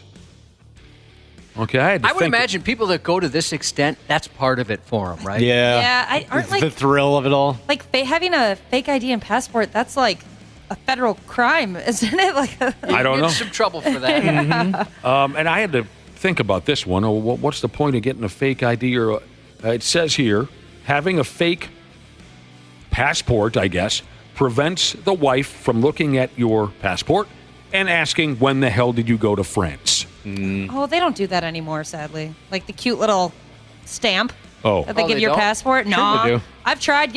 I went to Canada twice. Well, it's and Canada. then If you go to Europe, they stamp it. Okay. Oh, really? Mm-hmm. I don't know anything. I went on a couple trips overseas. I don't remember what the hell they did with my I've passport. never had a passport. Never once. Oh. When we went out, it was just we could use our birth certificate. Oh, you didn't need? We didn't need one. Oh. I needed one when I went to Ireland, and I have no idea what happened to it. Here's a guy. Here's a guy who bought a plane, got a pilot's license, so he could cheat on his wife with gals from all over the world. Learned how to steer and operate a friggin' airplane. Wow. That's got to be some serious acid he's getting. That's got to be once in a lifetime type of stuff. The hours that would go into that, Yeah. the training. I'm going to pass this test so I can cheat. And imagine the first time you get in that airplane all by yourself after you're like, am I going to die? So you're risking death. Okay, so buying an airplane, that's something you usually can't hide from your significant other. No. He lied to his wife and said he was using them for business trips, but he was just getting squish in, Poland or something. Wow. Chugged Up Plumber Jesus said they stamp passports for air travel, not crossing a border by car. Oh, well, that's good to know. Thank you. And Tanker Yanker Jesus said, Ashley, didn't you spend a pile of money to get a fake ID at one point? Yeah, I did. Oh, did you give away Bitcoin that's worth like millions now? Yeah, I had to transfer, or I had to use Bitcoin, and that is one of the saddest stories ever. All right, we'll close this out here in a minute, but Leon, the private investigator who's telling all these wild stories, he's broken it down as such. The most common excuses for where you've been. Where have you been? You might hear that from your significant other if you're off banging something on the side. You got to come up with something. Hopefully you've thought about it prior to that very moment, because some of us can stumble and you don't have an answer. The most common excuses as to where you've been when you're out banging something other than your significant other. Business trip is the most I was on a business trip. Golf outings is number 2. I was golfing. I'm going to go golfing. Working overtime. Oh, Christ, I'm exhausted. And I've got all these hickeys all over my body. All that overtime I'm working. Family events, even funerals. Got to go to a funeral this weekend, honey. I'd feel pretty guilty about that. Well, all of it, but especially that. And finally, you should do these 3 things if you suspect your anyone. Are you suspecting your significant other right now of possibly getting something on the sly? I'm not, but maybe I'm a sucker. Has she been to a fish festival lately? My wife? No. Okay, then I think you're in the clear then. She doesn't even like to be in boats. These are the 3 things you should do if you suspect your significant other of cheating. Trust your gut. Check their internet usage. And make surprise drop-ins at work. If you're wrong, you look like a nutcase. Yeah, what? Make a surprise drop-in at work? Well, see, I can't do that. My fiance teaches 2nd grade, and I'm not allowed within 200 yards of the school. That's a good thing. Make surprise drop-ins at work. It's because Dana hogs the slide. It's not what you think. It's 'cause he just takes over the playground. Yeah, did you just make a reference that you're somehow dangerous to children? Yeah, he did. He did. I was trying to help him out towards the end there. Thank you, Josh. Runs in the dark, Jesus said. He doesn't get how so many people can cheat so easily. He said he can't even take a dump without his wife wondering where he's going and asking about it. Snot Rocket Jesus. She's right. Dude, cheating can lead to murder. Easier just to walk away. Just saying. My wife and I, we have to cycle. We cycle Dateline. We can only watch so much Dateline, and we got to take a break, right? It gets too dark. But yeah, it's usually cheating or money related, but a lot of times cheating. As far as wearing prosthetics, Simon says, whoa, prosthetics? So I could have abs and a strong jawline and big testicles? Watch out, chicks. I'm going to be so sexy. Now I just need to know how to talk to them. Yeah, that's the other part. Yeah, you got to have that. It's not easy. It's intimidating, isn't it? Big testicles he went with. Well, we have heard that of prosthetic testicles. Maybe he heard it here on our program. We got to get going. I got a business trip I'm going on this weekend. Oh, nice. Good for you. Getting on an airplane. I got a lot of things I got to do for the company. Oh, you going to do a little golfing maybe? Oh, I do have a golf outing tomorrow from 10 a.m. until next Tuesday. I'll be busy golfing. Can't have your phone on you, right? A lot of work, and an uncle died. I got to go to a funeral. Oh, man, you're a busy guy. I am busy. That is for sure. I was wondering why you had the latex wrappings for your golf clubs just right over there. Shout out to Omega Storm, about to kill it at the Special Olympics. The Bocce Ball Regionals are Sunday from Holland Your Wood, Jesus. Bocce balls. What movie? Splash. What year? 1984. Oh, man, that was a good movie. Hannah somebody's butt. Daryl Hannah's butt. Happy 34th to Arrow Window Jesus. Happy birthday tomorrow to Group Cakes. Drunk Handyman Jesus wants to wish a happy birthday to his sexy wife, Bed Sheets Burnin' Jesus. Hubba, hubba. This text says, can I get a birthday shout out to the sexiest man I've ever met, Steel Eye Jesus, whose birthday is tomorrow, and that is from Steel Eye Jesus.